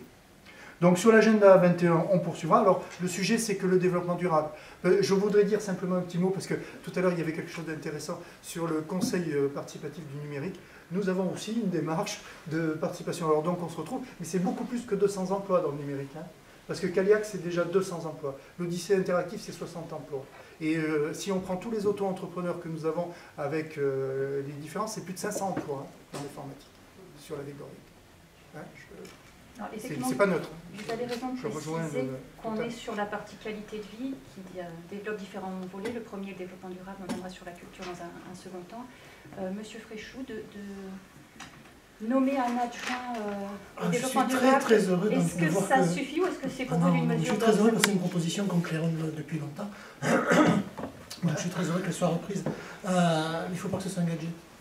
Et le développement durable, eh ce n'est pas uniquement l'environnement. Et puis, j'aimerais bien que le plan climat soit mis en place tout de suite à la CABA. Ce n'est pas tout à fait le cas encore aujourd'hui. Concrètement, peut-être pour nos lecteurs, auditeurs, plan climat, pour vous, c'est quoi? C'est tout un tas de mesures qui ont été réfléchies, le plan de déplacement en transport, etc. On ne va pas toutes les détailler, mais un certain nombre de mesures ont été réfléchies. Elles ne sont absolument pas encore à l'agenda. Voilà. Donc on le regrette. Le développement durable, alors 2 mots, ce n'est pas l'environnement, c'est aussi la qualité de vie, c'est aussi le lien social, c'est aussi la démocratie. Donc on est peut-être les seuls à porter le développement durable dans ce qu'il en est de sa définition. Alors je vais être peut-être un peu long du coup. Le développement durable, ce n'est pas seulement diminuer les produits phyto, même si ça doit être fait, et ça doit être fait jusqu'au bout. Aujourd'hui, alors c'est un exemple, je rebondis là-dessus, on produit encore dans les serres municipales des espèces qui ne sont pas adaptées à notre climat, et pour le faire, on est obligé d'utiliser des engrais et des pesticides. Donc, tout simplement. Si on propose des parterres de fleurs vivaces au lieu de mettre des chrysanthèmes, on n'a plus ce problème-là. C'est tout simple. Alors, on va poursuivre. Il y avait un partenariat avec le Hara qui avait été mis en place pour les désherbeurs, etc., qui il est pratiquement plus utilisé. Bon. Il y a tout un tas de petites choses comme ça, mais la première des choses qui importent dans la question de développement durable, c'est la question de démocratie. Réellement, démocratie partagée et pas participative ou que sais-je. C'est quoi la différence pour vous entre partager et participative? C'est qu'on passe de la concertation à la cogestion, très clairement. Donc ça veut dire qu'on donne la parole aux usagers dans les services, ça veut dire qu'on donne la parole aux agents dans les services en face et qu'on essaie de faire dialoguer les uns et les autres pour que la qualité de service rendu soit bien sûr à la hauteur. On a tout un tas de propositions dans ce sens-là, qui sont la création de comités d'usagers dans tous les services municipaux et de l'agglomération, un droit de saisine des bureaux municipaux et communautaires. C'est tout simple, ça veut dire qu'une association ou qu'un syndicat ou qu'un corps constitué peut poser une question par écrit et que la réponse apparaîtra au compte rendu de la réunion. C'est des choses toutes bêtes, mais qui ne coûtent pas d'argent, qui mettent du lien et font en sorte que les gens se réapproprient l'espace public et redeviennent citoyens et plus consommateurs. On parlait tout à l'heure de la question du lien social et de l'environnement. On peut conjuguer les deux. Alors nous, on est à l'initiative de la proposition de créer un droit. Alors un droit, c'est entre guillemets d'accès à des jardins, parce qu'on a une forte demande sur la ville et que c'est à la fois une réponse à la précarité sociale, parce que produire ces légumes, c'est autant d'économie de fait, mais c'est aussi de l'éducation populaire. On peut, avec l'aide des centres sociaux, accorder un temps d'animation autour de la culture raisonnée ou raisonnable ou douce, et on peut aussi, surtout, faire partager les expériences, que les gens se rencontrent, que les personnes âgées et les personnes un peu plus jeunes puissent apprendre à se connaître, profiter des expériences des uns et des autres. Alors je sais qu'il y a un projet actuel dans les cartons et au niveau de Brouzac, on aimerait bien qu'il voit le jour très rapidement et qu'il ne soit pas enterré, très clairement, et qu'il voit le jour surtout dans l'esprit dans lequel il avait été élaboré. hein. C'est-à-dire un enjeu de lien social, un enjeu on se réapproprie l'espace, on se réapproprie le lien à la terre. Je crois que voilà. En termes de développement durable, on a aussi la question des transports. C'est pas possible. C'est pas possible à Aurillac de ne pas avoir un mot sur la question du plan de circulation. Alors ça fait partie du plan climat qui n'est pas appliqué, hein, mais on a 6 lignes de bus. Alors moi je suis un consommateur militant, j'allais dire, des bus. Parce qu'il faut vraiment en vouloir. Hein. On a des correspondances qui ne sont pas adaptées aux besoins. On a des bus énormes qui circulent avec 4 pelés dedans. On ne peut pas continuer comme ça. Nous, ce qu'on propose, c'est très très simple. C'est à fur et à mesure, parce qu'évidemment que l'argent public ne coupe pas à flot, au fur et à mesure qu'on renouvelle la flotte, renouveler avec des bus plus petits. Vous connaissez la différence de prix entre un bus ordinaire et un bus customisé, entre guillemets, aux couleurs d'une agglomération, et c'est 25%. Donc si on se passe d'un certain nombre de customisations, on peut économiser des sous et faire en sorte qu'on ait des bus un peu moins polluants qui circulent, un peu plus petits, peut-être au gaz, peut-être hybrides, mais en tout cas plus adaptés à la circulation avec des rotations plus rapides. Hein, il faut revoir aussi tout le plan de circulation d'entreprise parce que rien n'est adapté aux grandes entreprises, l'AFA, Auriplast, l'hôpital, etc. Donc on peut mettre tout le monde autour de la table pour éviter les grands pics les grands pics. J'habitais Lyon avant Aurillac, j'ai du mal à trouver des embouteillages ici, mais on peut éviter, donner de la fluidité en permettant à tous les usagers d'aller bosser en bus de manière adaptée. Voilà. Donc c'est des choses qui ne coûtent pas très très cher parce qu'il faut réellement avoir la volonté politique, mettre tout le monde autour de la table et tirer les enseignements, et puis après avoir la volonté de mettre en œuvre il y a des lignes de bus qui sont complètement déficitaires, tout le monde le sait. Alors pourquoi ne pas faire des expérimentations et les rendre gratuites? Parce que de toute façon, ce n'est pas le petit pécule apporté par le peu de passagers qu'il y a qui fait tourner les navettes. Donc on peut mettre à l'étude aussi une deuxième navette. Hein. Tout ça doit évidemment se réfléchir collectivement dans un esprit de responsabilité. Il ne s'agit pas d'exploser les budgets, il s'agit de faire autrement. On parlait de démocratie participative, on parlait d'environnement, il y a évidemment le service espace vert, j'en ai parlé, il y a toutes les questions de récupération des eaux pluviales. Alors, je sais que Mireille Lamoury s'est battue pour que à l'espace Editas, on fasse en sorte de conserver une piscine pour récupérer l'eau de pluie, pour arroser les plantes. Ça paraît bon sens et tout bête, mais voilà, s'il n'y a pas des écologistes, je ne crois pas qu'on puisse faire de l'écologie, tout simplement. Merci. Monsieur Moins, à votre tour. Vous voulez faire d'Aurillac une ville exemplaire. Alors, en termes d'environnement, de développement durable, il faudra préciser à votre tour. Qu'est-ce que ça sous-entend dans votre programme, comme mesure, comme action phare? Non, l'écologie n'est pas l'apanage d'un tel ou tel parti politique. C'est une conception, je pense qu'objectivement aujourd'hui, la plupart des élus ont évolué et considèrent bien que le développement durable est un souci majeur pour l'évolution de notre société et de telle ou telle ville. Donc nous, on porte ce projet de manière importante. Alors je ne sais pas si c'est l'avant-dernière page ou l'avant-avant-dernière page, mais peu importe. Ça, c'est pour faire sourire l'élu ou le candidat que vous avez en face de vous. Mais ce qu'on pense, c'est que ça va être effectivement un souci majeur dans l'ensemble des décisions. Alors on a une sorte d'objectif qui est que la ville d'Aurillac tende vers l'autosuffisance énergétique. Alors quand je dis la ville d'Aurillac, il faut être précis. Ce sont les services de la ville d'Aurillac qui tendent vers l'autosuffisance énergétique.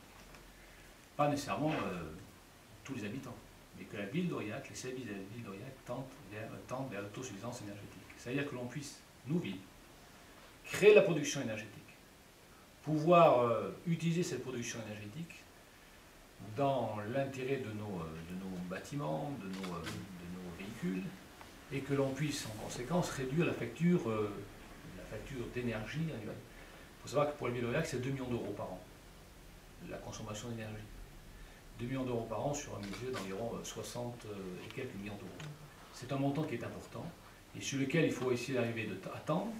Et il nous semble que le développement durable, par exemple, c'est effectivement tendre à l'autosuffisance énergétique pour arriver à réduire nos charges dans l'intérêt des Aurillacois et arriver à avoir parallèlement une ville qui soit une ville belle et qui soit une ville écologique. Donc ça, c'est un axe, et c'est à raison pour laquelle, sur l'ensemble des bâtiments publics, nous allons faire un effort d'investissement tant en matière d'isolation thermique qu'en matière de production d'énergie pour qu'on puisse avoir une auto-alimentation et tendre vers l'autosuffisance. Ça, c'est le premier point. Deuxième point, c'est aussi sur les transports. On peut tout à fait imaginer que les transports ou les navettes puissent être des navettes électriques. Et pour que ce soit une navette électrique, il faut effectivement, M. Fréchou, que l'on aille sur des types de transports qui soient des transports plus réduits en capacité de transport. Et on sait très bien, les notes, vous l'avez justement rappelé, qu'aujourd'hui on a des véhicules de transport qui ont mis entre 7h et 8h ou entre 4h et 6h ne transportent quasiment personne. Et donc là, il y a à l'évidence une solution à trouver et peut-être qu'on peut doubler le nombre de petites navettes pour compenser le grand car actuel. Voilà. Et tout ça, ça peut nous permettre d'augmenter les lignes de transport, d'avoir des lignes de transport qui soient plus économes en énergie, étant effectivement sur un programme de réel développement durable, mieux que l'écoquartier actuel. Parce qu'on sait que c'est souvent annoncé comme étant une très belle réalisation, mais on sait que malheureusement, la réalisation est relativement modeste, pour ne pas dire très faible. Quant au réseau de chaleur bois, dont on nous parle aujourd'hui, je me souviens d'un conseil municipal où l'idée avait été lancée et où le prédécesseur et colistier de Pierre Matonnier d'expliquer « Oh là là, il faut peut-être freiner de tous les faire parce que ça va coûter très cher ». Et il nous annonçait effectivement environ 17 millions d'euros, 14 millions d'euros de travaux. Alors si c'est 17 millions d'euros d'estimation, comme le cinéma devait coûter 6 millions pour en sortir 10, il me semble qu'effectivement, à la sortie, ce ne sera pas 17 millions, mais ce sera quasiment 25 ou 30 millions d'euros d'investissement qui seront réalisés pour un gain qui n'est pas forcément, je dirais, majeur pour les Aurillacois. Bon. En tant qu'aujourd'hui, on n'a pas d'études, ou au moins les conseillers municipaux d'opposition n'ont pas la moindre étude communiquée pour savoir qu'est-ce qu'il y en est de la rentabilité de ce réseau de chaleur bois. Alors, on peut toujours annoncer quelque chose. 17 millions d'euros, ça me paraît très important.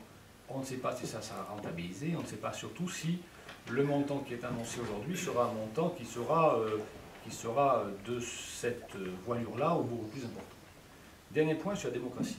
Vous avez raison, M. Fréchou. Très rapidement, M. Moins, on a une volée à aborder, merci. Très vite. C'est très important la démocratie locale. La démocratie locale, c'est-à-dire ne pas faire la démocratie comme mon concurrent Pierre Matonnier a pu le faire pendant 6 ans, ou son prédécesseur pendant 6 ans. C'est-à-dire qu'effectivement, essayer d'écouter l'opposition. Voilà. C'est essayer de l'associer dans les décisions. Ça veut dire aussi organiser des consultations avec les Aurillacois. Ça veut dire aussi avoir des élus de quartier qui, parce qu'ils sont élus, s'engagent dans les quartiers devant la population. Et qu'on ne dise pas, oui, mais il y a un conseil de quartier, vous en parlerez au conseil de quartier. C'est pas ça. L'élu est élu, il faut qu'il assume sa responsabilité, qu'il soit présent sur le terrain et qu'il puisse tenir effectivement des permanences. Et c'est l'idée, vous l'avez vu dans le programme, M. Fréchou, à évidence, de la boîte à idées, ouverte à l'ensemble des concitoyens sur le site de la ville, ainsi que d'ailleurs qu'aux agents de la ville d'Aurillac pour essayer d'améliorer le fonctionnement de la ville. J'en ai terminé, madame. Je voudrais réagir un peu sur certains éléments qui viennent d'être évoqués. Donc, par rapport au jardin partagé et par rapport au partenariat avec les haras, je voudrais rassurer Stéphane Fréchou, il est hors de question d'arrêter cette démarche et de poursuivre dans l'état d'esprit avec lequel nous l'avons travaillé avec Mireille Laborie. Par contre, c'est très intéressant et très symptomatique de l'approche que peut avoir M. Moins de la participation des élus de l'opposition à l'élaboration des décisions de la ville d'Aurillac. Pour le réseau de chaleur bois, il faut être très clair, nous avons totalement associé, puisque un membre de l'opposition nous a même accompagnés. Donc si cette personne qui nous a accompagnés à Riom et à Clermont-Nord, qui a eu accès au même dossier d'études, puisque nous avons demandé des subventions, et nous avions le dossier d'études qui était joint, elle a pu avoir un total accès, c'est que, ou c'est par manque de travail, ou manque de disponibilité, mais elle était invitée à venir avec nous sur toutes les manifestations, et elle a pu nous accompagner, Mireille Laborie, Serge Chauzy, cette personne et moi-même. Donc je pense que sur l'information et sur le rôle de sous-élu dans lequel vous aimez vous contraindre ou vous complaire, c'est encore une démonstration qu'à partir du moment où on essaie d'être constructif et de prendre un projet en amont, c'est beaucoup plus facile qu'après nous expliquer qu'il faut faire du gratuit parce que c'est ce qui marche le mieux. Sur le transport, c'est un sujet évidemment fondamental et c'est un sujet qui dépend, c'est un sujet intercommunal. C'est un sujet important parce qu'un habitant de Bandai doit avoir le même droit au transport qu'un habitant du centre-ville. Donc les habitudes de transport sont en train d'évoluer, elles changent profondément. J'ai dit que la zone périurbaine était particulièrement longue, donc beaucoup de véhicules qui viennent sur Aurillac. La première démarche de développement durable, c'est de redensifier la ville et d'offrir du logement. C'est la première démarche, elle n'est pas accessoire parce qu'elle est fondamentale. Ça va au-delà des 500 litres de fertilisants ou d'engrais qu'on peut utiliser. Donc il ne faut pas se tromper de combat. Il y a des combats majeurs, des combats mineurs. Donc il faut savoir respecter l'ordre des choses. Merci messieurs. On va Monsieur Fréchot. Oui, non, je terminerai parce que c'est un sujet qui me tient un peu à cœur. Il y a des études qui ont été faites sur les retombées économiques du réseau Chaleur-Bois, c'est 2 millions par an. Je crois que c'est pas négligeable. On peut dire ce qu'on veut, ce dossier-là est à peu près bien ficelé et les chiffres sont à peu près connus. Donc voilà, il ne faut pas être malhonnête intellectuellement. Par ailleurs, on a bien d'autres projets concernant le développement durable, on n'en a pas parlé. Alors c'est vrai que l'essentiel concerne les compétences de la CABA, mais en même temps cette élection concerne les 2 structures, mairie et CABA, et donc il faut bien parler des 2. Il y a la question des déchets, dont on n'a pas parlé ici. Évidemment, nous, on souhaiterait voir émerger une recyclerie, ressourcerie, un petit peu à l'image de ce qui se passe à Brive avec l'association Une Vie et Demie. Ce sont des domaines qui sont intéressants parce que ça permet de remettre en circulation un certain nombre d'objets voués à la poubelle et qui permet une consommation alternative, moins chère, de retrouver aussi des marges de pouvoir d'achat et de faire en sorte qu'on soit sur une logique réellement de développement durable. Il y a la question du transport des déchets hors département qui nous semble une hérésie, donc qui ne pourra pas se poursuivre à très long terme, mais qui ne pourra pas se traiter sans une réelle politique volontariste de recyclage, de tri, et ça passe par des mesures toutes simples. Toutes simples. Il n'y a actuellement dans les services publics de la ville d'Aurillac aucun récipient pour collecter les gobelets en plastique. Par exemple. Il y a des choses comme ça qui sont... Mais on en a des milliers de petites propositions du quotidien, d'une écologie concrète qui permet à la fois d'améliorer la qualité de vie des habitants et qui permet surtout de faire des économies. Et je crois qu'on a la naïveté de croire que ça peut fonctionner.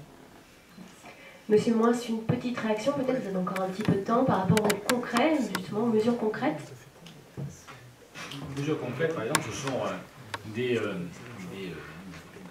récipients pour recevoir les déchets verts que l'on pourrait avoir de manière plus disséminée sur la ville d'Aurillac, pour rendre plus facile le transport de ces déchets et le recyclage de déchets, voilà, d'avoir des zones de déchetterie qui soient plus proches, plus à proximité. Parce que là où M. Fréchot a raison, c'est qu'aujourd'hui, le fonctionnement du tri n'est pas satisfaisant. On doit améliorer ça. Le fait de transporter nos déchets sur Montèche, ça coûte extrêmement cher, ça coûte environ 1 million ou 1,2 million par an à la collectivité. Donc il faut qu'on trouve une solution. La solution, elle passera nécessairement par un meilleur tri. Et donc il faut favoriser le tri. Alors on peut faire des campagnes de communication, mais il faut toujours être simple avec les gens et les aider à le faire. Et donc il faut les accompagner et mettre effectivement des zones de tri à proximité pour que ceux-ci soient plus incités à avoir une pratique très citoyenne. Voilà, donc ça c'était du concret. On va terminer avec la culture, si vous le voulez bien. Pourtant c'est pas la 5e roue du carrosse, j'espère.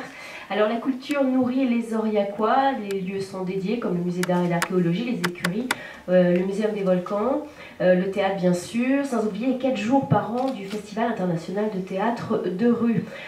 Alors, je voudrais quand même revenir sur une promesse qui avait été faite un petit peu à la va-vite quand même. Patrick Carpentier nous avait donc dit qu'il y aurait une salle de moyenne jauge qui verrait peut-être le jour pour plein de manifestations culturelles. Pour Monsieur Moins, donc vous voulez démocratiser la culture, l'élargir, la rendre plus accessible. Monsieur Fréchou, la parole est à vous. Comment amener pour vous plus d'Aurillacois, jeunes ou vieux, à la rencontre des artistes ? On peut faire œuvre d'éducation populaire, mais on va partir déjà de l'existant. On sait qu'il y a un certain nombre d'outils qui sont un peu en difficulté de par la fin des dotations de l'État. Donc il va falloir réellement réfléchir de manière volontariste à comment on sauve le conservatoire. C'est aussi simple que ça. Hein. Est-ce qu'on le déclasse? Est-ce qu'on limite les enseignements? Ou est-ce qu'on trouve des marges de manœuvre? Alors nous, on est peut-être favorable à une communautarisation, en tout cas à la sauvegarde de l'existant, pour faire en sorte que la culture ne soit pas au rabais sur notre territoire. Évidemment, il y a une politique qui est déjà relativement intelligente, hein, qui a été menée sur certains dossiers, donc on ne peut que louer quand c'est bien fait. Le théâtre municipal, il faut qu'il continue à être un outil au service de tous. Les prix pratiqués sont à la portée de tout le monde. La programmation est de qualité. Je crois qu'on n'a pas grand-chose à redire à ce niveau-là. Si ce n'est que nous, on aimerait introduire un petit peu plus de démocratie participative et que les abonnés un peu leur mot à dire au moins 2 fois par an sur la politique culturelle du théâtre. On peut, évidemment, la question de la salle de concert de moyenne jauge, quand on dit moyenne jauge, c'est aux alentours de 100 places, c'est une vraie demande hein, de la scène de la jeunesse oriacoise, qui n'ont pas de débouché, très clairement, hein, et qui est très très vive. Alors, nous on porte ce projet-là, je crois que cet investissement-là, il peut se faire. Ça ne coûte pas non plus, c'est pas un prisme, hein, c'est pas une piscine, donc je crois qu'on peut y arriver, hein, très concrètement, parce que c'est une demande de la jeunesse, de l'association qui les représente, et c'est aussi vecteur de richesse, hein, parce que ça peut aussi faire venir des groupes extérieurs du département ou extérieurs de l'agglomération sur une émulation comme ça. Donc voilà, la politique culturelle doit être motrice hein, sur des territoires comme les nôtres qui sont un peu éloignés. Il est indispensable d'avoir une offre de services à la hauteur pour justement que les gens qui découvrent notre territoire au hasard d'une mutation, d'une affectation, d'une nomination, restent ici.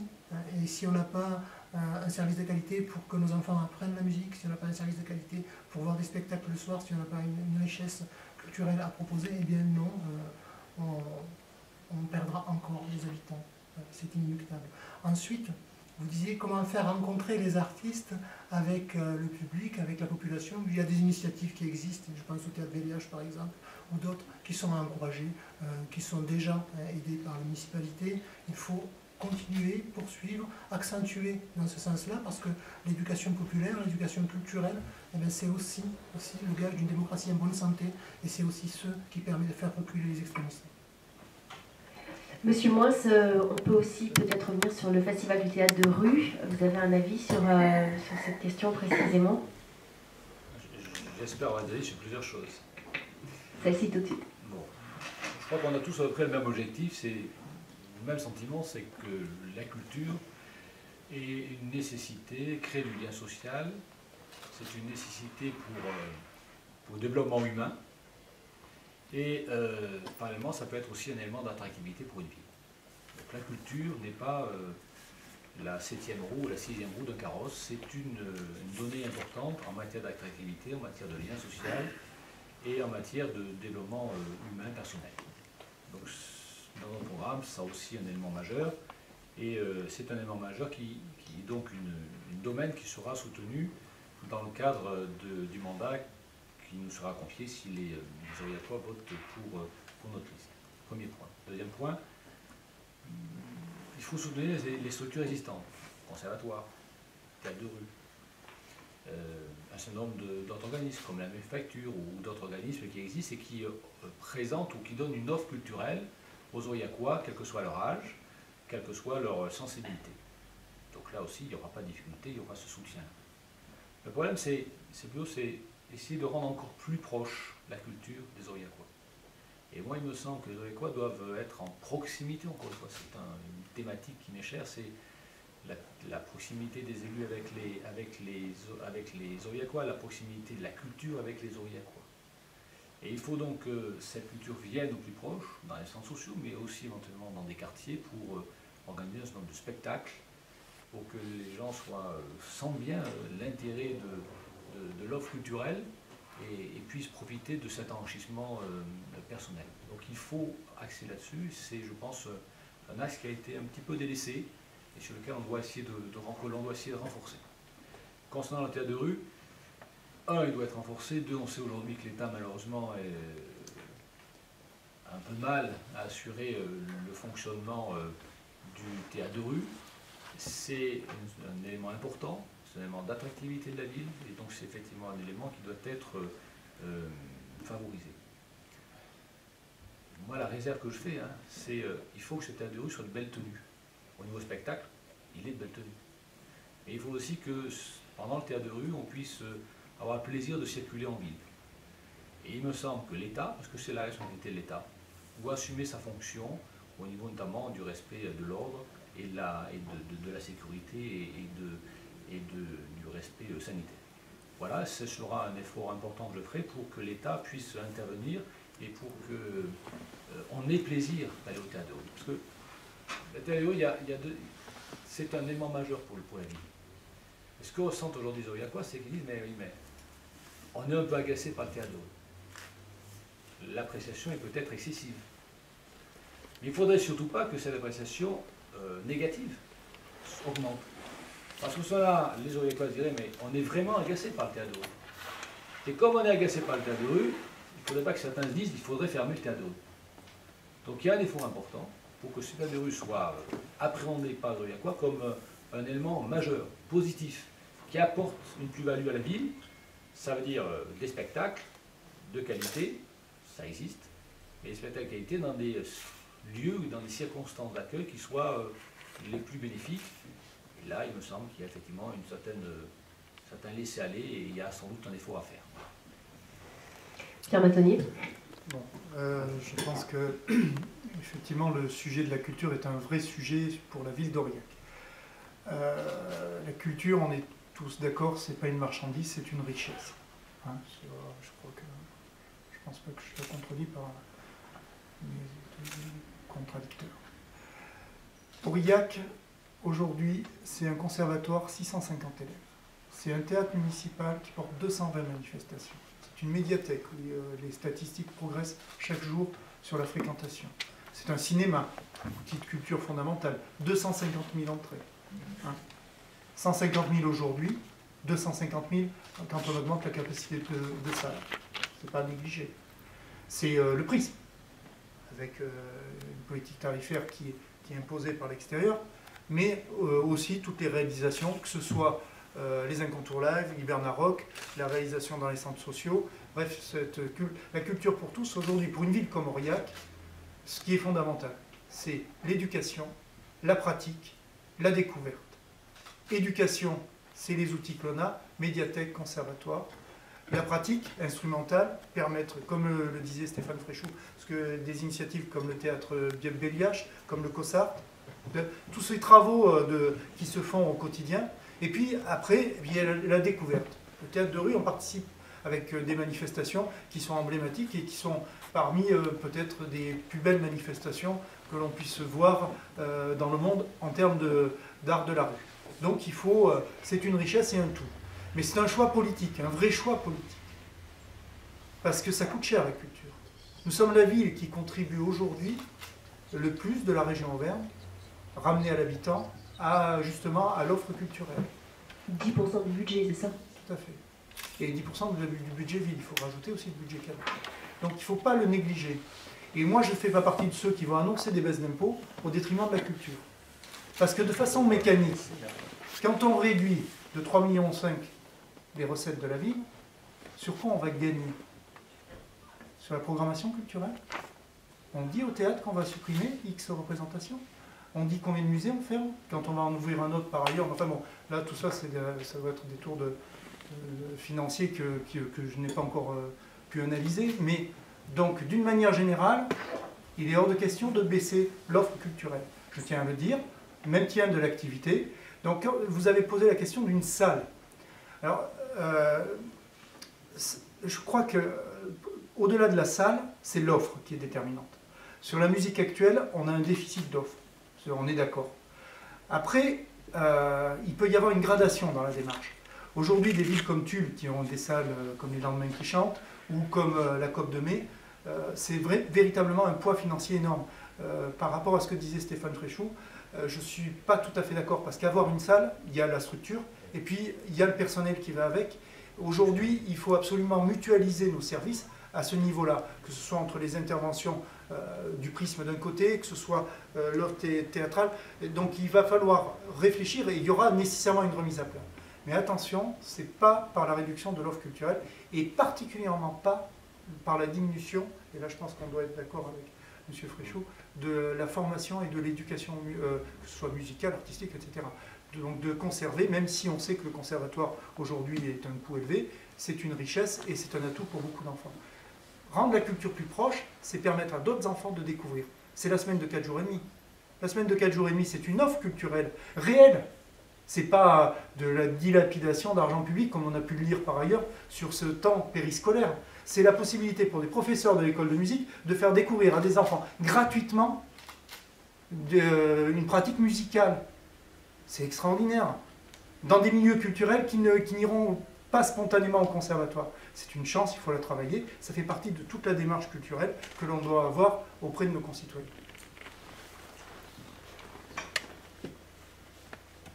Merci, messieurs.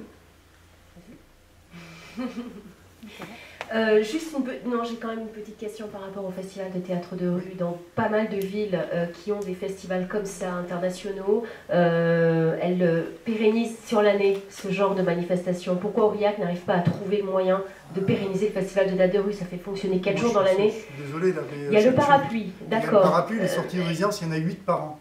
Oui, donc on ne peut pas dire que le théâtre de rue... La difficulté, alors là, bon, peut-être... Juste qu'on développe un peu. Enfin, oui, c'est un peu particulier. Ouais. La question qu'on doit se poser, c'est toujours la question des publics. Moi, bon, là-dessus, sur le parapluie, c'est un plus. Les compagnies qui viennent en résidence, il y en a à peu près 6 à 8 par an qui font des sorties de résidence. Et qui sont donc portées par le parapluie et par l'équipe du festival. Ce qui m'interpelle, moi, en tant qu'élu, c'est pourquoi c'est toujours le même public. À l'épicentre, on renouvelle. Sur les sorties de résidence, j'ai toujours le sentiment, parfois un peu comme au théâtre, des fois, que c'est toujours les mêmes personnes. Donc il y a un travail à faire, mais c'est un travail peut-être qui nécessite un aménagement pour le théâtre, en tout cas de revoir un certain type de programmation. Mais bon, il y a aussi des projets des directeurs, c'est un peu plus complexe. Monsieur Fréchot, oui, vous? Oui, il y a déjà des choses qui existent, hein. On ne peut pas dire que rien n'est fait. Il y a une convention qui existe avec le lycée du Clou, la section théâtre. Il y a des choses qui se passent sur toute l'année, donc c'est peut-être pas assez valorisé, c'est peut-être pas assez mis en lumière, mais le théâtre de rue est déjà inscrit sur toute l'année sur le territoire, donc on ne peut pas laisser dire l'inverse. Par contre, c'est vrai qu'il faut renforcer les coordinations, renforcer les partenariats, et peut-être que cette convention devrait concerner et le théâtre municipal, et Éclat, et l'éducation nationale, pour faire en sorte que les initiatives puissent être plus visibles et un peu plus repérables sur l'année. Mais après, il y a une question aussi de la qualité. Clairement, le parapluie, c'est une convention d'État, et on ne peut pas faire de l'éducation socio-culturelle au parapluie. Il faut aussi raison garder, mais il y a des structures qui existent qu'il faut développer, il faut coordonner, il faut que les gens se mettent autour de la table, et oui, être plus visible, c'est dans l'intérêt de Aurillac. Un dernier petit mot, monsieur Moinsoy. Uniquement sur votre question, c'était peut-on élargir l'offre du théâtre de rue? J'avais cru comprendre que c'était en temps. En termes de, oui, sur l'année, c'est-à-dire trouver d'autres moyens d'exploiter ce joyau qu'on a, donc le Festival international, sur l'année. Par exemple, je prends l'exemple de Hoche, qui a fait le Circa, donc c'est un centre d'art du cirque, suite à leur Festival de cirque international. Pourquoi ne pas réussir à pas développer au Festival d'Angoulême, il y a tout un pôle animation qui s'est mis en place à Angoulême. Pourquoi ne pas penser à ce que le Festival du théâtre de rue ne soit pas que 4 jours dans l'année, sur toute l'année? La réponse c'est le parapluie, et ça existe, et il y a des offres des propositions qui sont faites. Deuxième question, est-ce qu'on peut passer de 4 à 1 semaine de théâtre de rue? Financièrement, c'est pas possible. On n'aura pas la capacité, l'État ne nous suivra jamais. Bon. Troisième point, est-ce que à partir du théâtre de rue, on peut proposer d'autres offres? Alors, les offres, elles naissent des artistes. Si vous avez des artistes, et l'accueil fait des propositions d'artistes par la ville. Par contre, ce que l'on sait aujourd'hui, c'est qu'il y a aussi des formations qui sont en cours de lancement.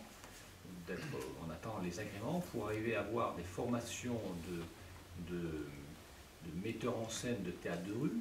Et alors ça, c'est intéressant parce que si on arrivait à les garder sur la ville d'Aurillac, ça peut nous permettre, à partir de là, d'avoir des représentations qui ne seront peut-être pas les représentations dignes du parapluie, mais qui seront des débuts de représentation.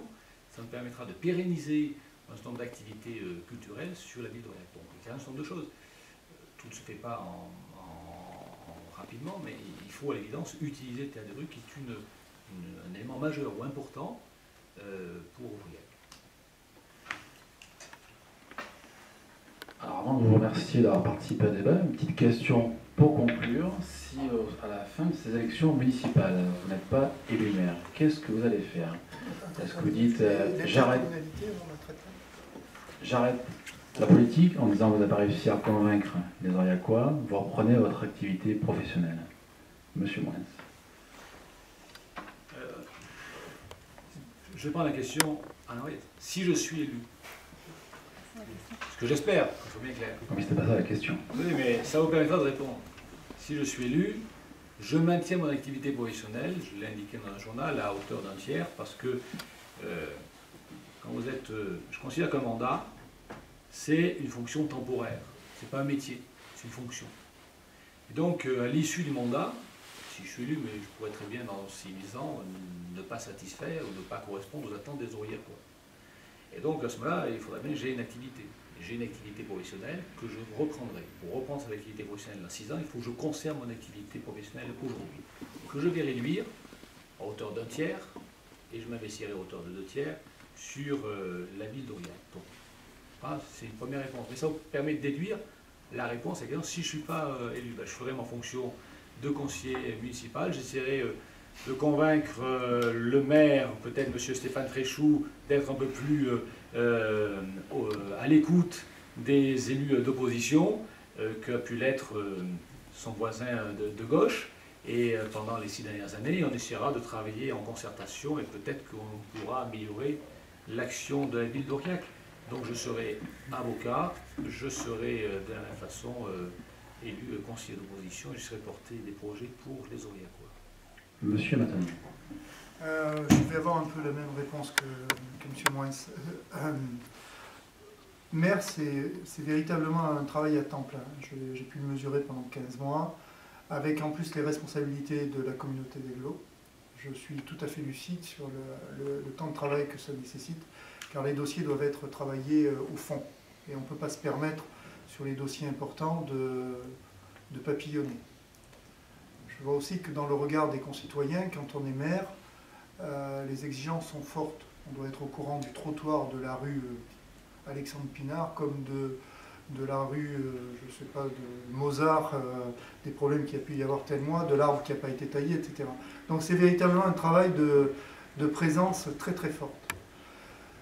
Mais, comme le dit M. Moins, c'est un mandat. On a la chance d'avoir des professions qui nous passionnent, avec une richesse liée à chacune de nos professions, en tout cas j'en suis convaincu, et de garder un pied dans la réalité, pour moi, plus économique, j'imagine pour M. Moins, dans l'aspect plus juridique, c'est important, parce que ça change le regard, on n'est pas des professionnels de la politique, on ne vit pas que de ça. Et pour Stéphane, je suppose, pour M. Fréchou, je pense que ça il parlera, mais voilà. Donc c'est important d'avoir aussi un ancrage et un regard. Donc moi, en l'occurrence, c'est plus le monde économique qui m'importe.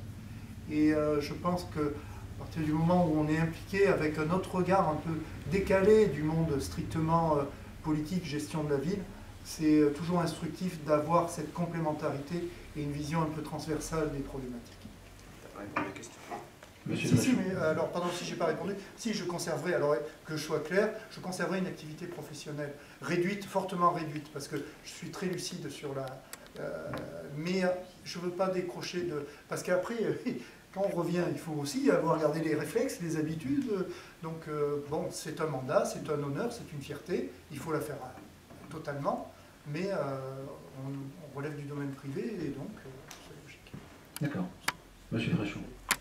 Oui, très clairement. Si on veut éviter les écueils qui polluent la démocratie telle que nous connaissons, évidemment qu'on ne peut pas ne pas garder une activité professionnelle parce qu'on ne peut pas faire de la politique en pleine carrière. j'ai la chance d'être le porte-parole d'une équipe où il n'y a aucun cumuleur. À part quelques-uns qui sont à la fois ouvriers et artistes, on n'a personne qui cumule plusieurs fonctions. Et c'est pourquoi aussi on fait une campagne collégiale avec 2 porte-paroles, parce que très clairement, on pense qu'il n'est pas possible de cumuler la fonction de maire et de président de l'agglo. Il y a trop de charges, trop de travail, et pour être toujours à l'écoute, pour être toujours innovant, pour être toujours précis, il faut se donner du temps libre pour la lecture, pour la culture, parce que sinon on décroche très vite et on devient technicien, et ça n'a aucun intérêt. Il y a des services qui font très très bien leur boulot. Donc je crois qu'il faut effectivement garder une activité, la réduire au maximum pour que les mandats soient respectés, et surtout les électeurs soient respectés. On ne peut pas non plus ne pas faire le travail, mais il faut quand même être raisonnable, et ce n'est pas une carrière, ni simultanément, ni dans le temps. On ne peut pas garder les mandats pendant, je ne sais pas, 20, 30 ans, c'est totalement inimaginable. Vous 3 messieurs, vous restez? Vous 3, vous restez dans le milieu politique? Oui, monsieur Fréchon? Moi, je ne suis pas dans le milieu politique. Je suis un citoyen qui s'empare un petit peu des questions politiques, mais je ne suis pas un homme politique au sens où ce n'est pas mon métier. Je ne compte pas en faire mon métier. Et si j'ai l'honneur d'exercer un mandat, je garderai mon activité professionnelle à temps partiel. Si je peux me permettre, tout ce qu'on peut vous souhaiter, c'est que vous soyez élu au conseil municipal, même en opposition. Donc vous assurez nécessairement votre fonction politique de conseiller municipal d'opposition. Voilà, et on est, a priori les uns et les autres, dans le même niveau. On conservera notre activité professionnelle avec notre mandat d'élu d'opposition si nous ne sommes pas élus de manière majoritaire le 23 ou le 30 mars. Merci messieurs, vous avez été très bavards, mais aussi très précis dans vos réponses. Donc on vous remercie d'avoir pu développer auprès de nos lecteurs, auditeurs et futurs téléspectateurs l'ensemble de vos programmes, de vos visions. Merci encore. Merci. Et on vous remercie de cette initiative. On a coupé la scène parce qu'on n'avait pas de temps malheureusement, c'est pour ça. Ouais, mais c'est dur parce que l'interco c'était important. Comment tu veux? Stéphane avait affûté tous ses arguments. J'ai envie de répondre aux mensonges du voisin.